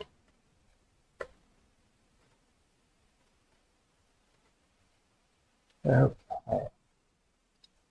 Anything else that refers to Q that we haven't hit?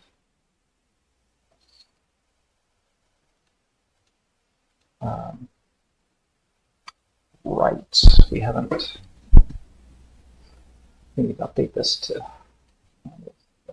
bring data change.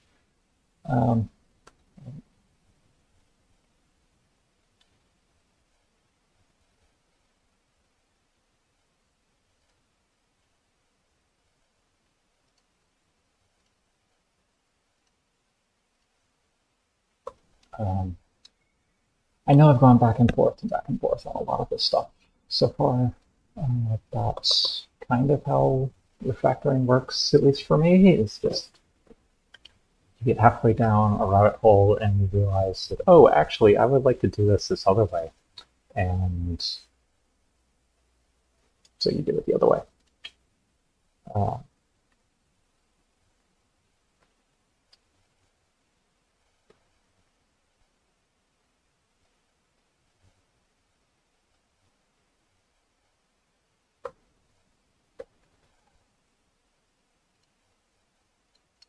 Okay, what are we doing now?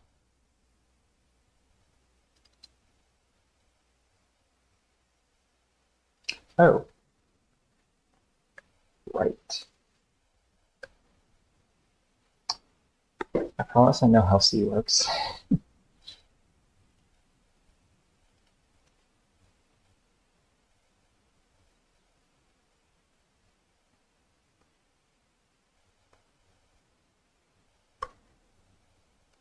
Uh,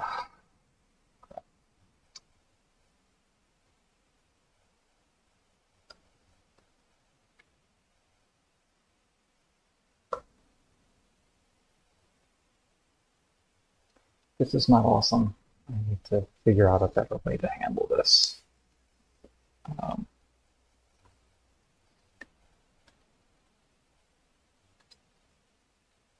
Let's see.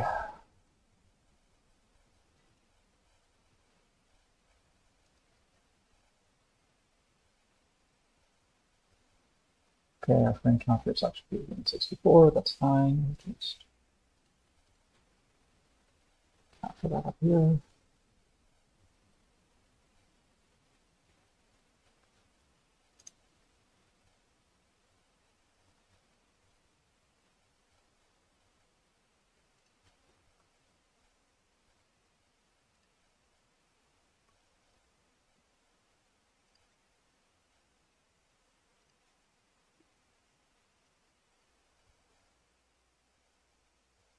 All right. Moment of truth. Does it still work? It does.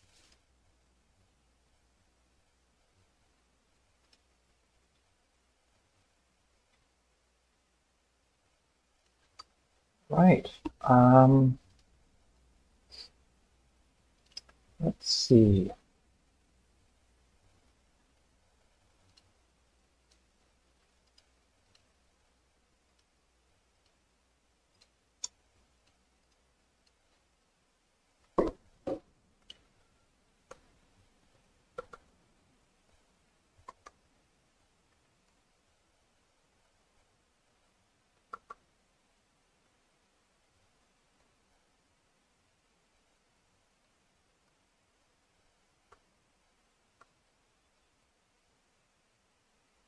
Go ahead and reset the command allocator internally so that external code doesn't need to know about that.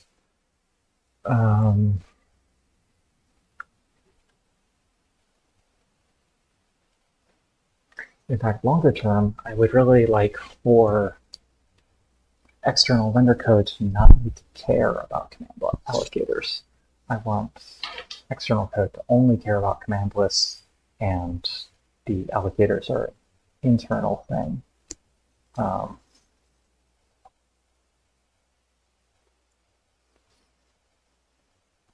If only because, like, between APIs, you know, there's a similar concept between different graphics APIs. Like, Vulkan has command pools that do a similar sort of thing, but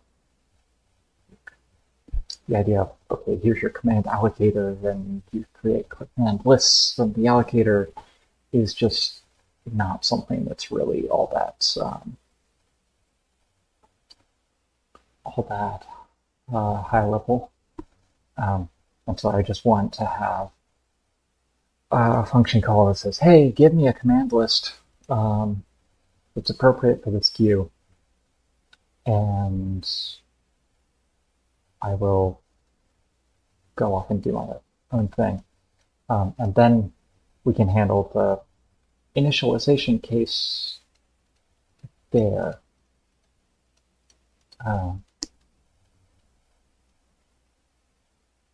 And internally pool these and so on.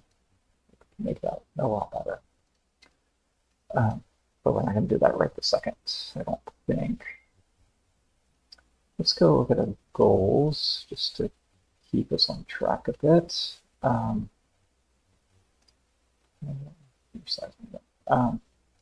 have our GPU context. We haven't done anything with resources yet.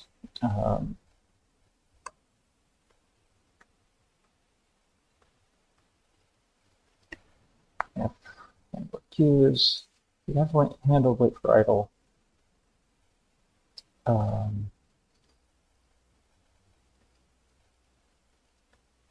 So making some progress. The queue stuff was a bit of a distraction, but I think it's important that we handle this correctly. How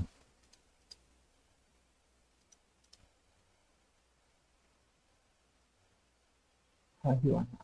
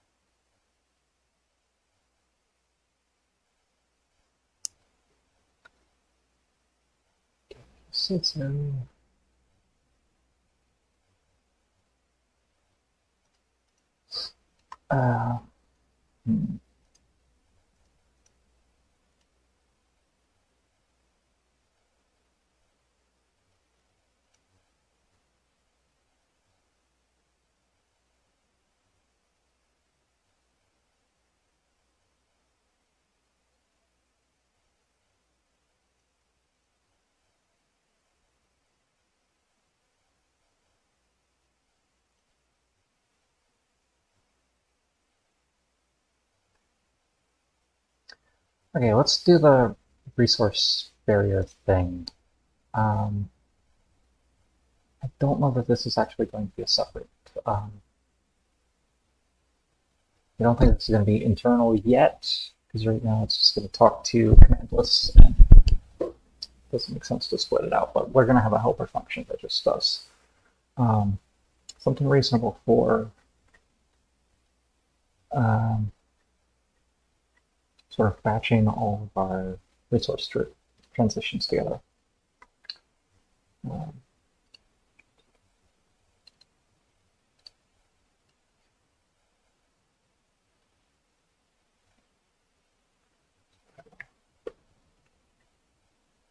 take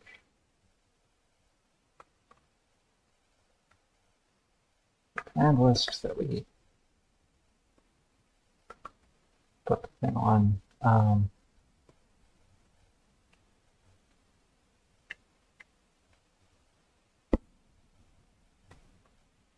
A list of resources.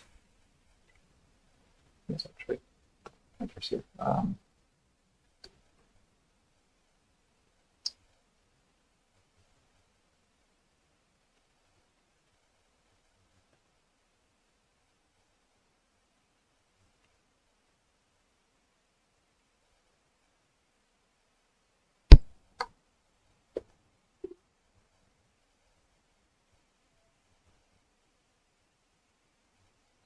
For states.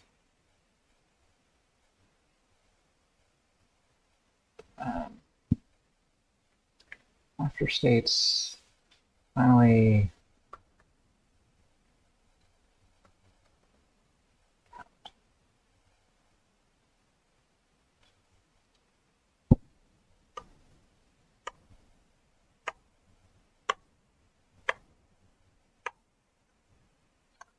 all right.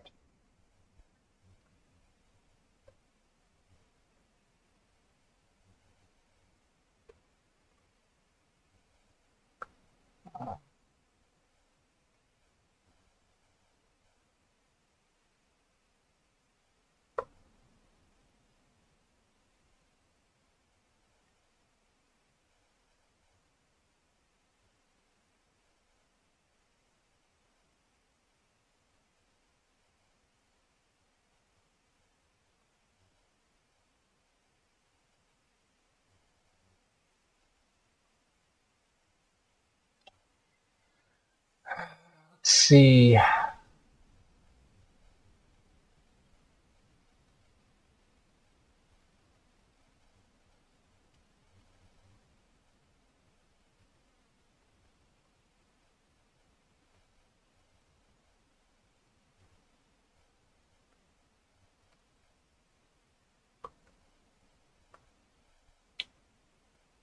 Can I do this?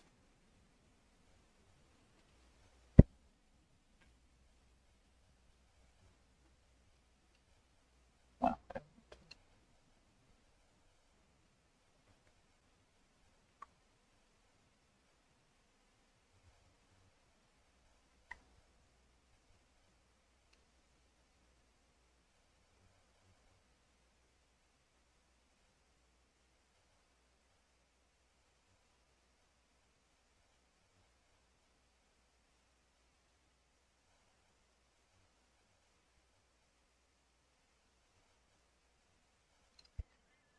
right, we can't create this dynamically sized arrays like this. Okay.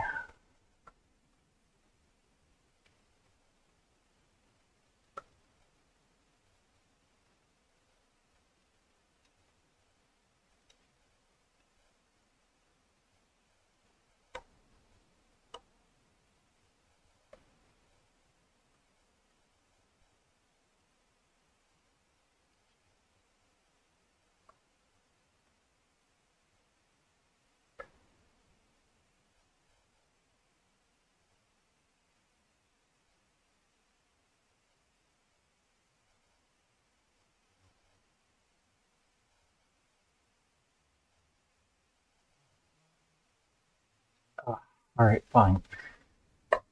I'm gonna stop trying to be clever here. Um,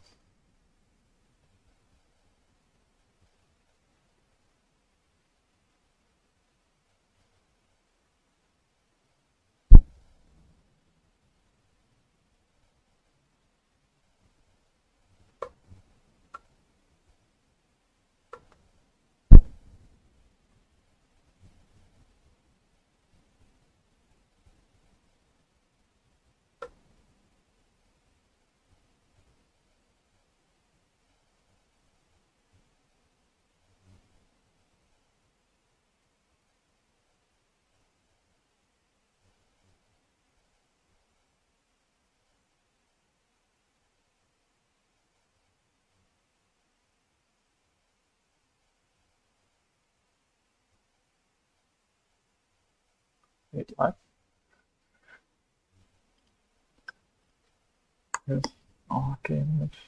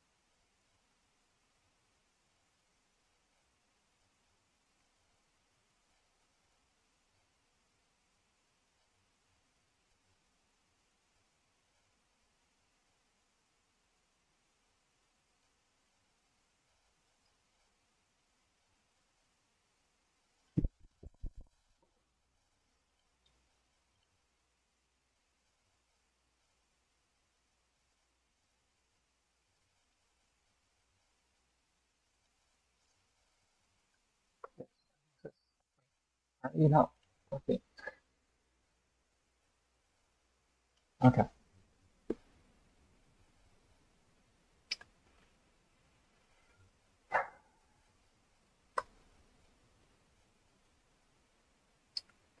allocate an array. So in case you've never seen it before, allocate is basically, it's malloc. It allocates memory, but instead of allocating memory from the heap, it just allocates from the stack.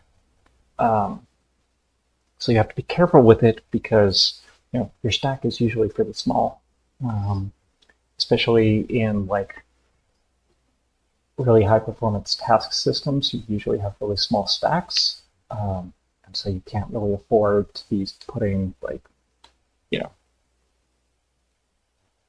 more than like a few kilobytes on the stack before you run into issues. So like for something like this, where this structure is, I don't know, let's look at it. This is probably 4 bytes, and then, these are probably like 12 or something. Probably like 20 to 32 bytes per barrier. Like we can afford to just put these on the stack. And so,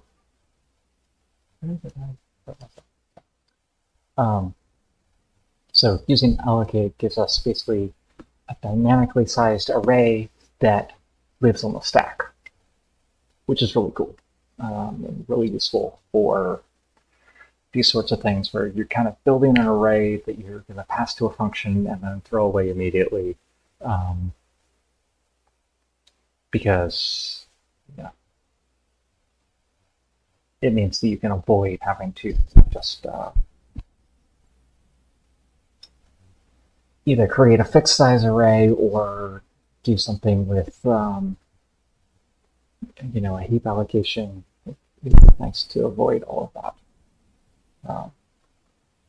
You also never have to free these because they're just on the stack, so they go away when the function returns, which is always nice. You just have to make sure that you don't have a case where you pass your allocate pointer into some function that is going to then free it, because then you have a bad time. Right. So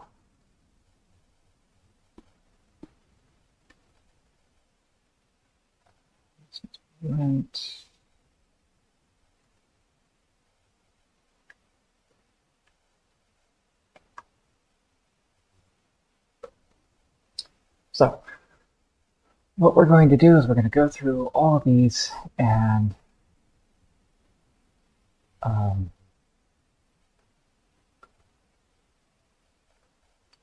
set up the barriers.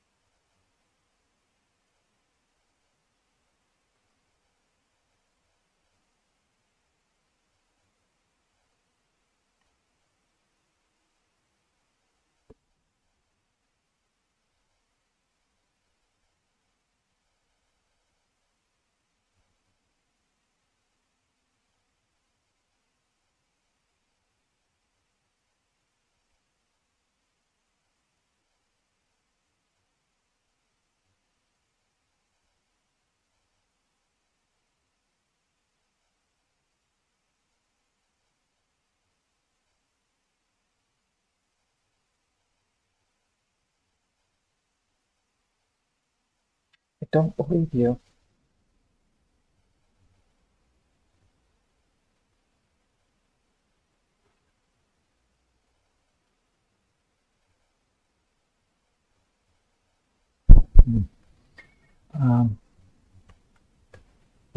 So we build this list of barriers, and then we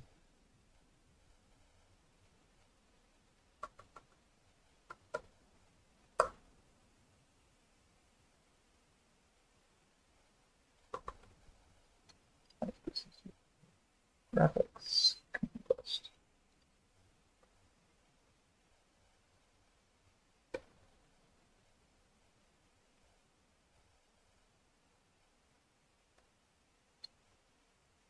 And then we submit the barriers to the command list.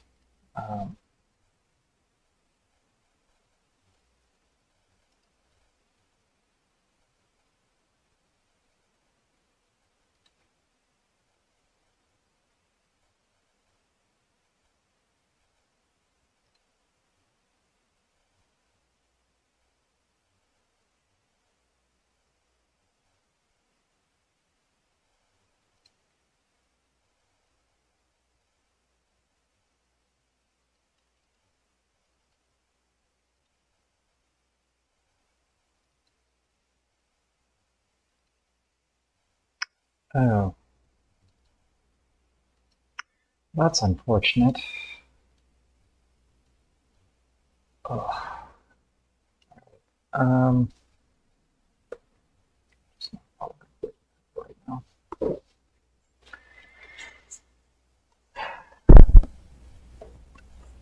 I really dislike it. So, like, I like these sort of single file headers. I don't like how they have a tendency to drop really common names into your global namespace. Like if you're writing a library, then you're writing a library. You need to be careful about namespaces.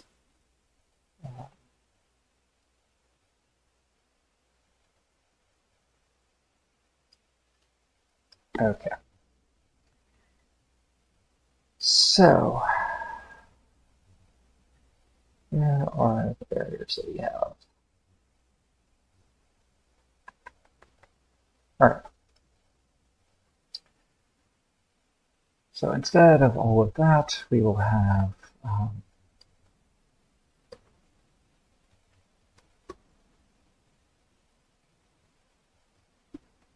just really need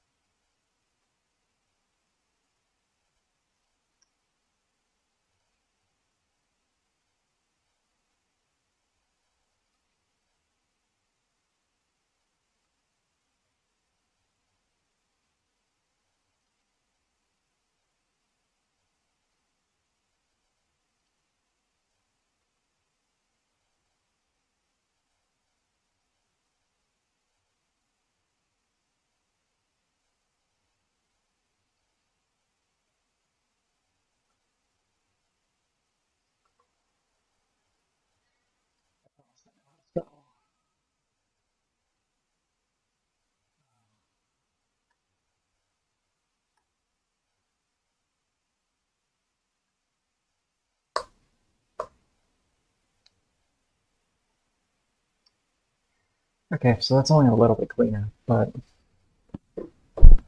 it's something. And like as we do more barriering, like here we only have like 2 render targets that we need to barrier on. But you can imagine, your gbuffer pass has maybe 6 different buffers that it's writing to, right? So you're gonna have to barrier all of them. And so you would just add more to these arrays rather than having to write out the full barrier thing again, so on.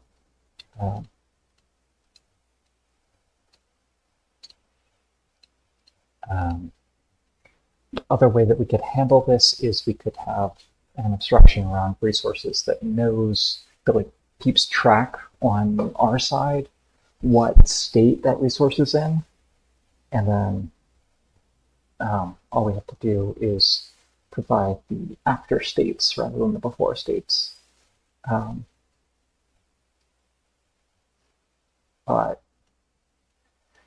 I don't really want to do that if I don't have to, to be perfectly honest. So this is fine. So we have equivalent of this for after we render.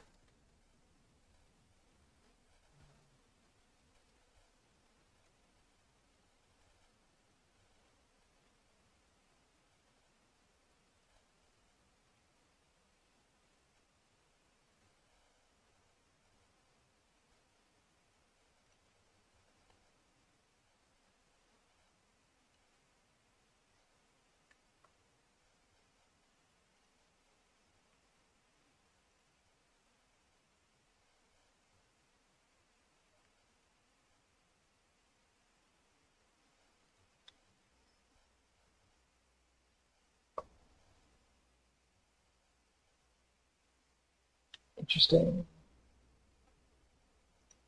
There's something up.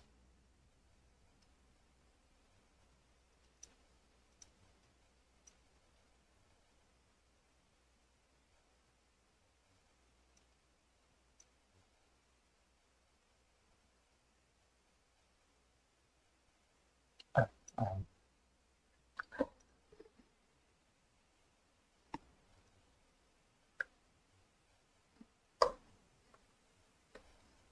barrier twice, then you're gonna have problems. No. Okay.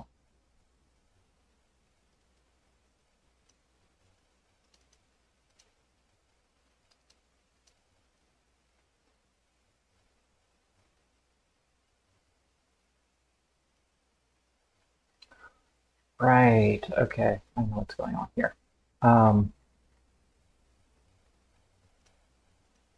So previously we were 0 initializing these. We are not right now.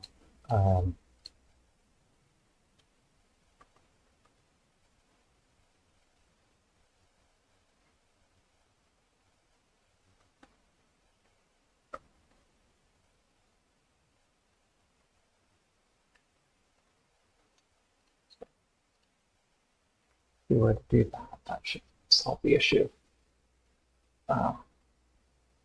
It's not the most efficient way to solve the issue, but it solves the issue. Right.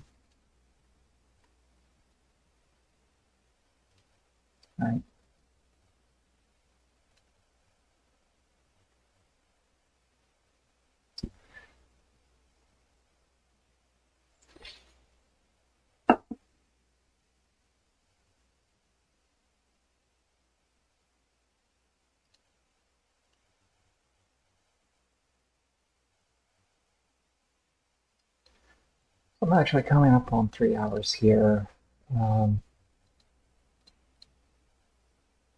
We may not get to the buffer and texture type stuff today. That's fine. We will probably get to that tomorrow. And that's actually for the better because we don't want to rush that. We're going to have a lot of dealing with heaps and trying to figure out the correct way to handle heaps to deal with there. So that should be about it. Let's think.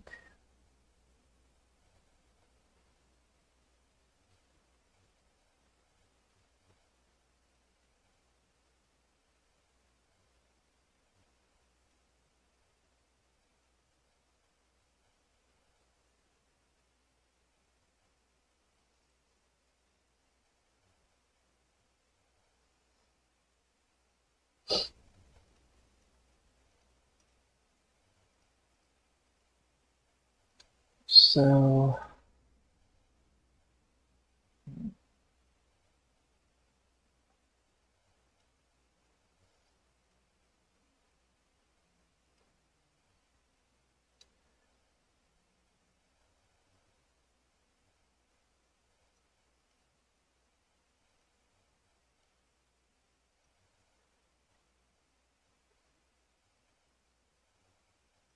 is there anything on this list that would be relatively simple?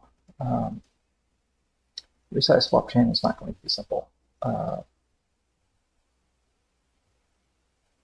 Well, maybe it would be now that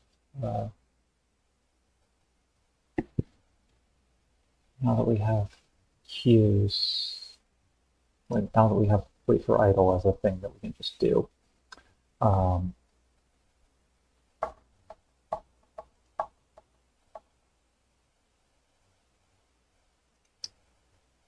I'm not sure. The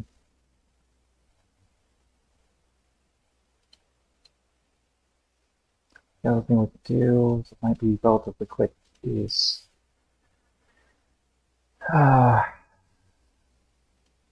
letting this abstraction layer handle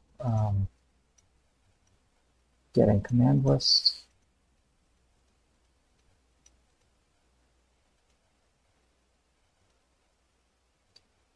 That actually seems like a good thing to try. At least.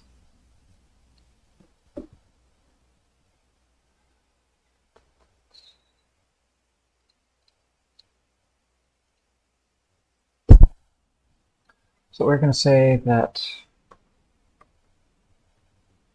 the GPU context has a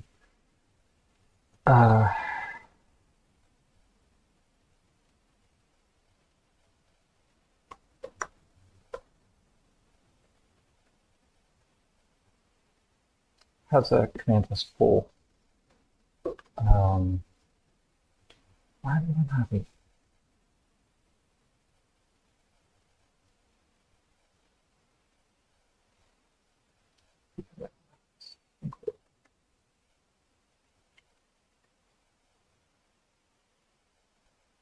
All right.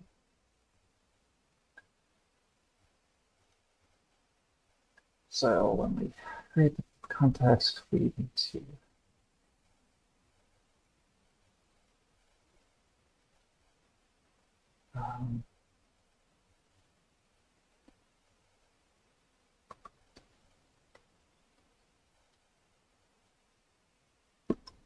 make the command list pool, which means I need to go in here and make types work out because ugh.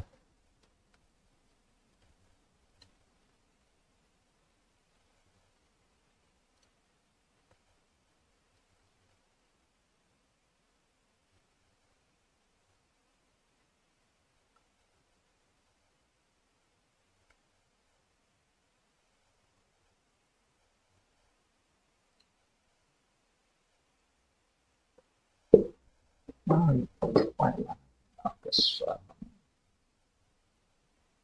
result command list flow? Okay.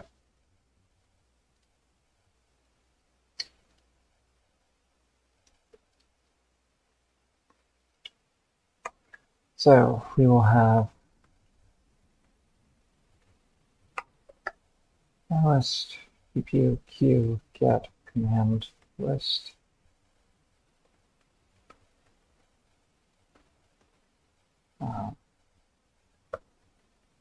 Needs to know the context as well as the command list, or as well as the queue. And so when we get a command list off the queue, we will either try to find a command list in the pool that we can use, or we'll create a new one. And then when we're done with a command list, like when we submit a command list, we will put it back into the pool to use later.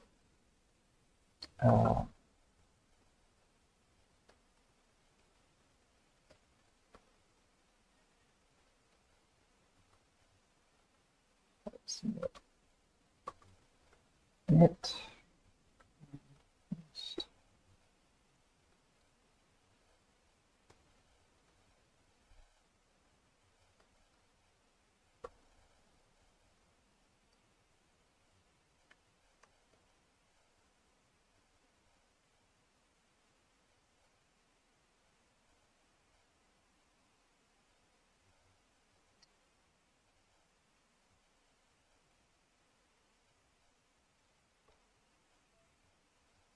And we'll allow you to submit multiple at one time because in general, if you don't have a good reason to limit yourself to one thing at a time, you shouldn't.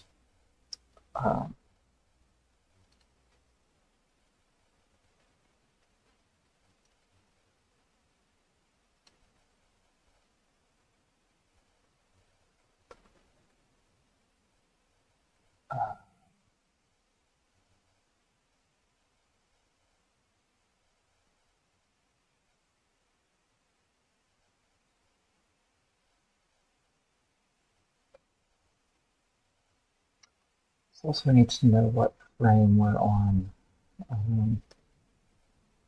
Right now, it's just going to take a frame counter.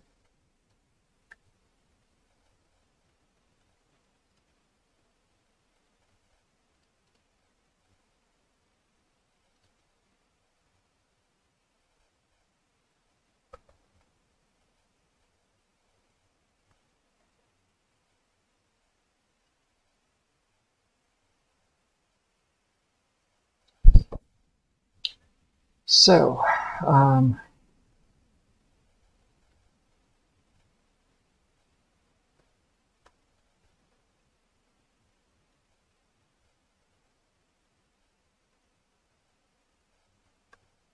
if we have any command lists in the pool,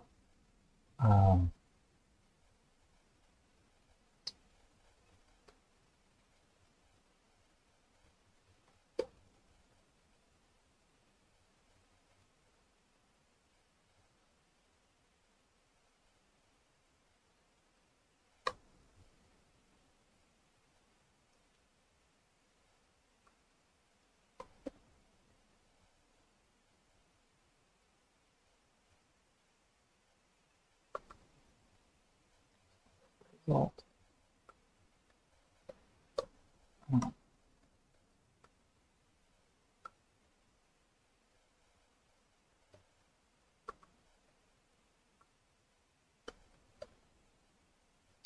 Okay, first of all, the list, if there are any. If there weren't any in the list, then this will still be null. In which case we have to create a new command list.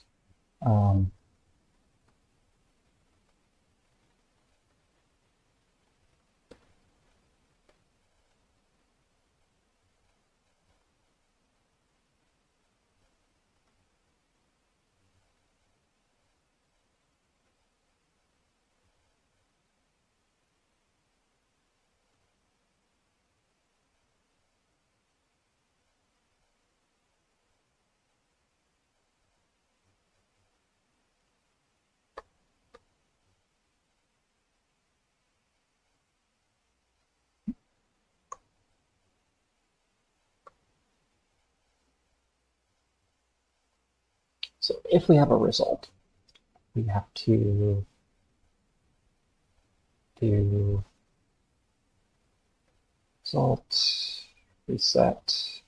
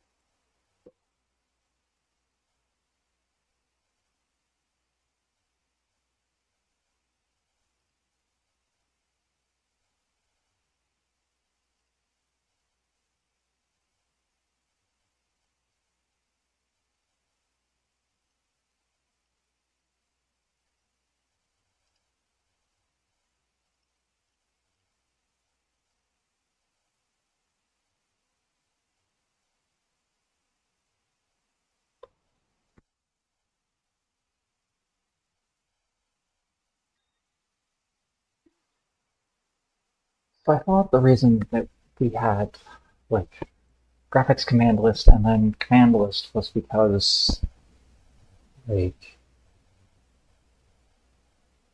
there was a command list for graphics queues and a command list for command queues and a command list for copy queues or something. But is it like everything uses a graphics command list? I'm not sure I understand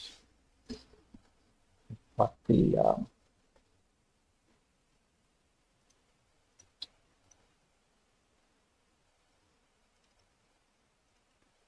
the idea is here, but sure, we can make this work. If we have a result, we reset it based on the game data's and navigator. Just pass a null here.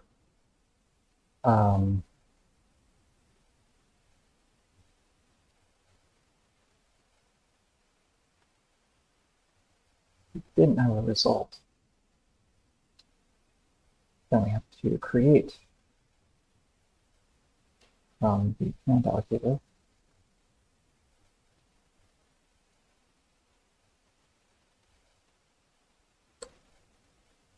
or no, the device create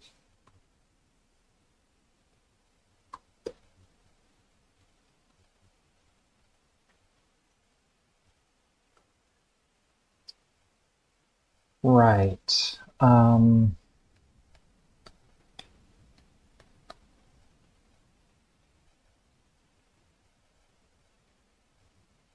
Okay, for the moment, we're going to assume that we only ever create graphics command lists. Like, we only create command list type direct. In the future, we will have to either have separate pools for the different types or store some metadata to make sure that we reuse the same type, because like if you see here, we can reassign the command allocator when we reset the command list. but we can't tell it, oh, hey, you're a compute command list now, boy, you're a bundle now. So for the moment, we're only ever using direct command lists, so it doesn't matter that much. But it's something we should probably handle.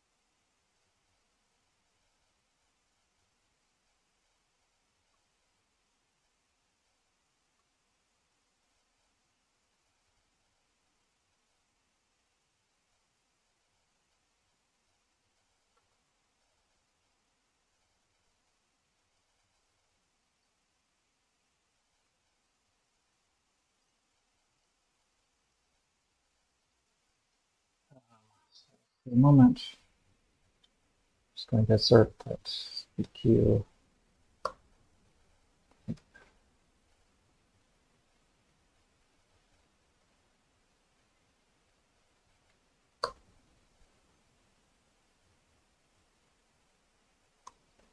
doing direct analysis.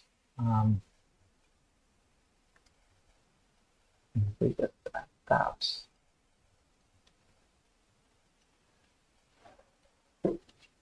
Now we need the submit side of things.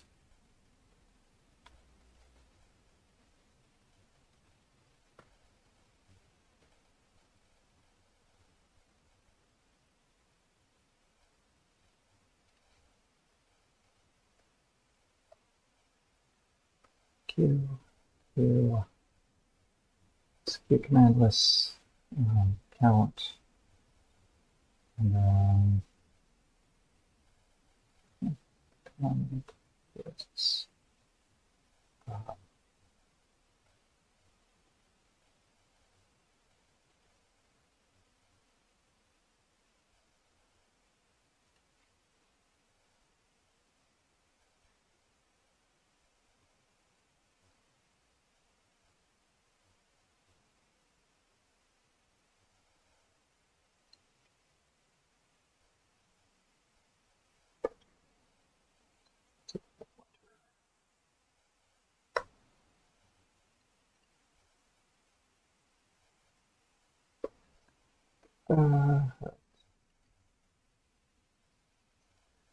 then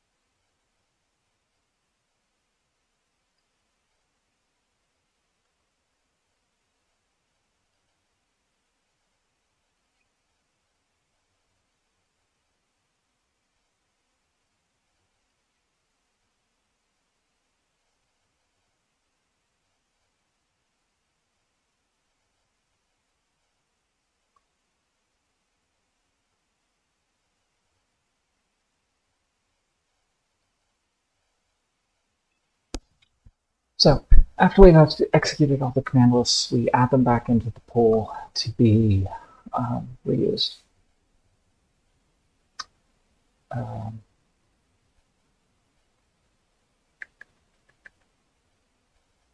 So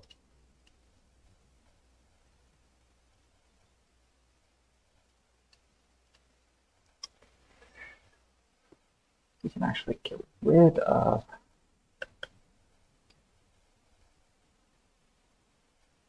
this for sure. And here we can just say D3, D12, graphics, command list, and this equals view Q, command list,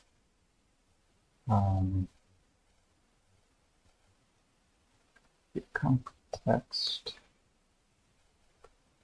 graphics Q, and frame counter. So that goes away.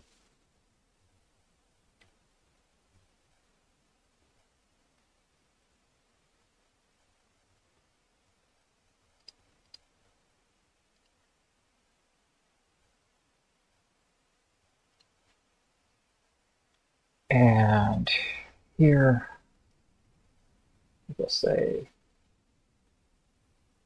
GPU. I'm so used to working in Viper that like I can't not type those things as if I'm working in Viper. It's so ugh.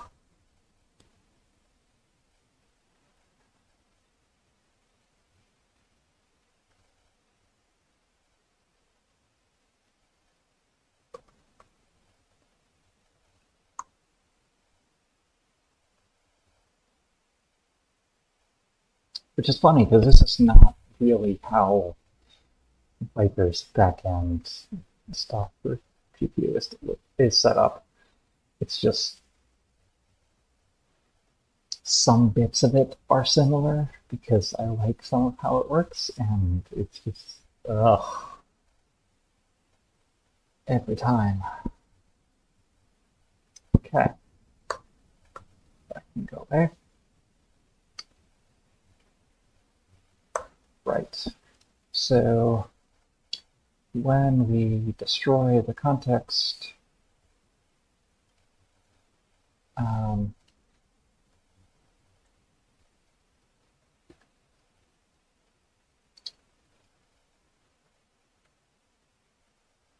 have to go through the command list pool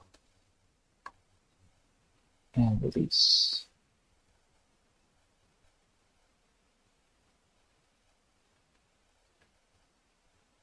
Release all those. And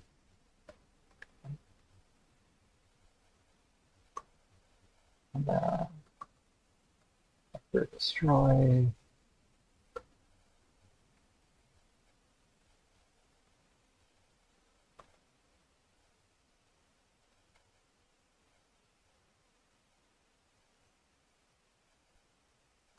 which should happen before we destroy all the devices. It's fine.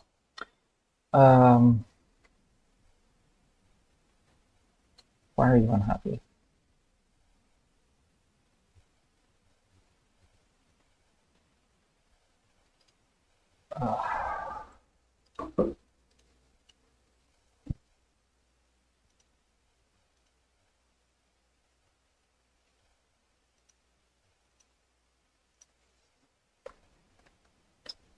There's the type mode.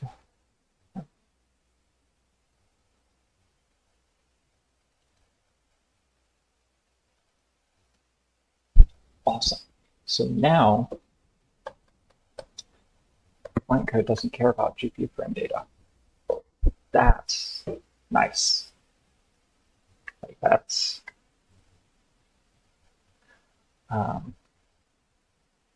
we're getting to the point where we can sort of abstract the fact that we have 3 buffers away from the higher level code, which is really nice. I mean, we won't be able to do that completely because, like if you're updating, say, a constant buffer every frame, then you basically have to triple buffer the memory for that constant buffer so that you are,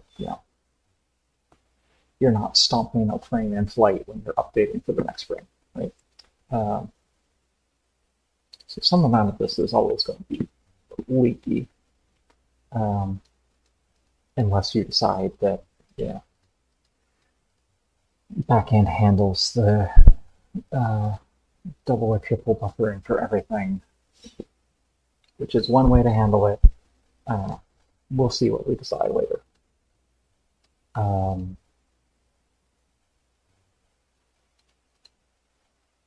So yeah, make sure that everything works. It does.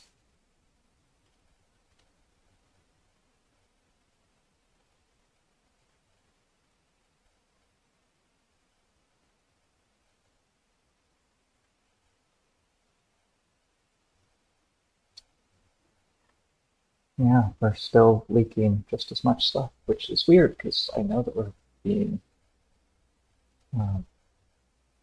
correct about our handling things. Make sure that we haven't reintroduced a memory leak by doing this. It doesn't seem like we have. That's not what I wanted to do. We go, say,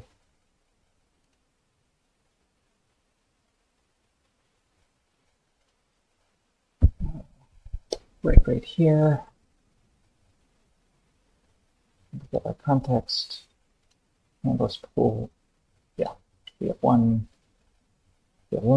list in the pool because we only need one list per frame, and we can just reuse it over and over again. So that's cool. It's like all of the data management around command lists is sort of the GPU layer's responsibility rather than the main renderer's responsibility at this point, which is good. That's kind of where we want it to be. Though we do have to clean up some stuff with like types of command lists in here. Not sure how I'm going to handle that, but for the foreseeable future, we're only going to be using direct command lists, so it doesn't matter that much. Okay. Well, I've been at this for 3 hours now, and I'm trying to keep from going too much longer than that for these streams, so I think we're going to call it a day here. I'll be back tomorrow, and I don't know, maybe we'll look at handling the texture and buffer stuff so that we can abstract away a bunch of that. All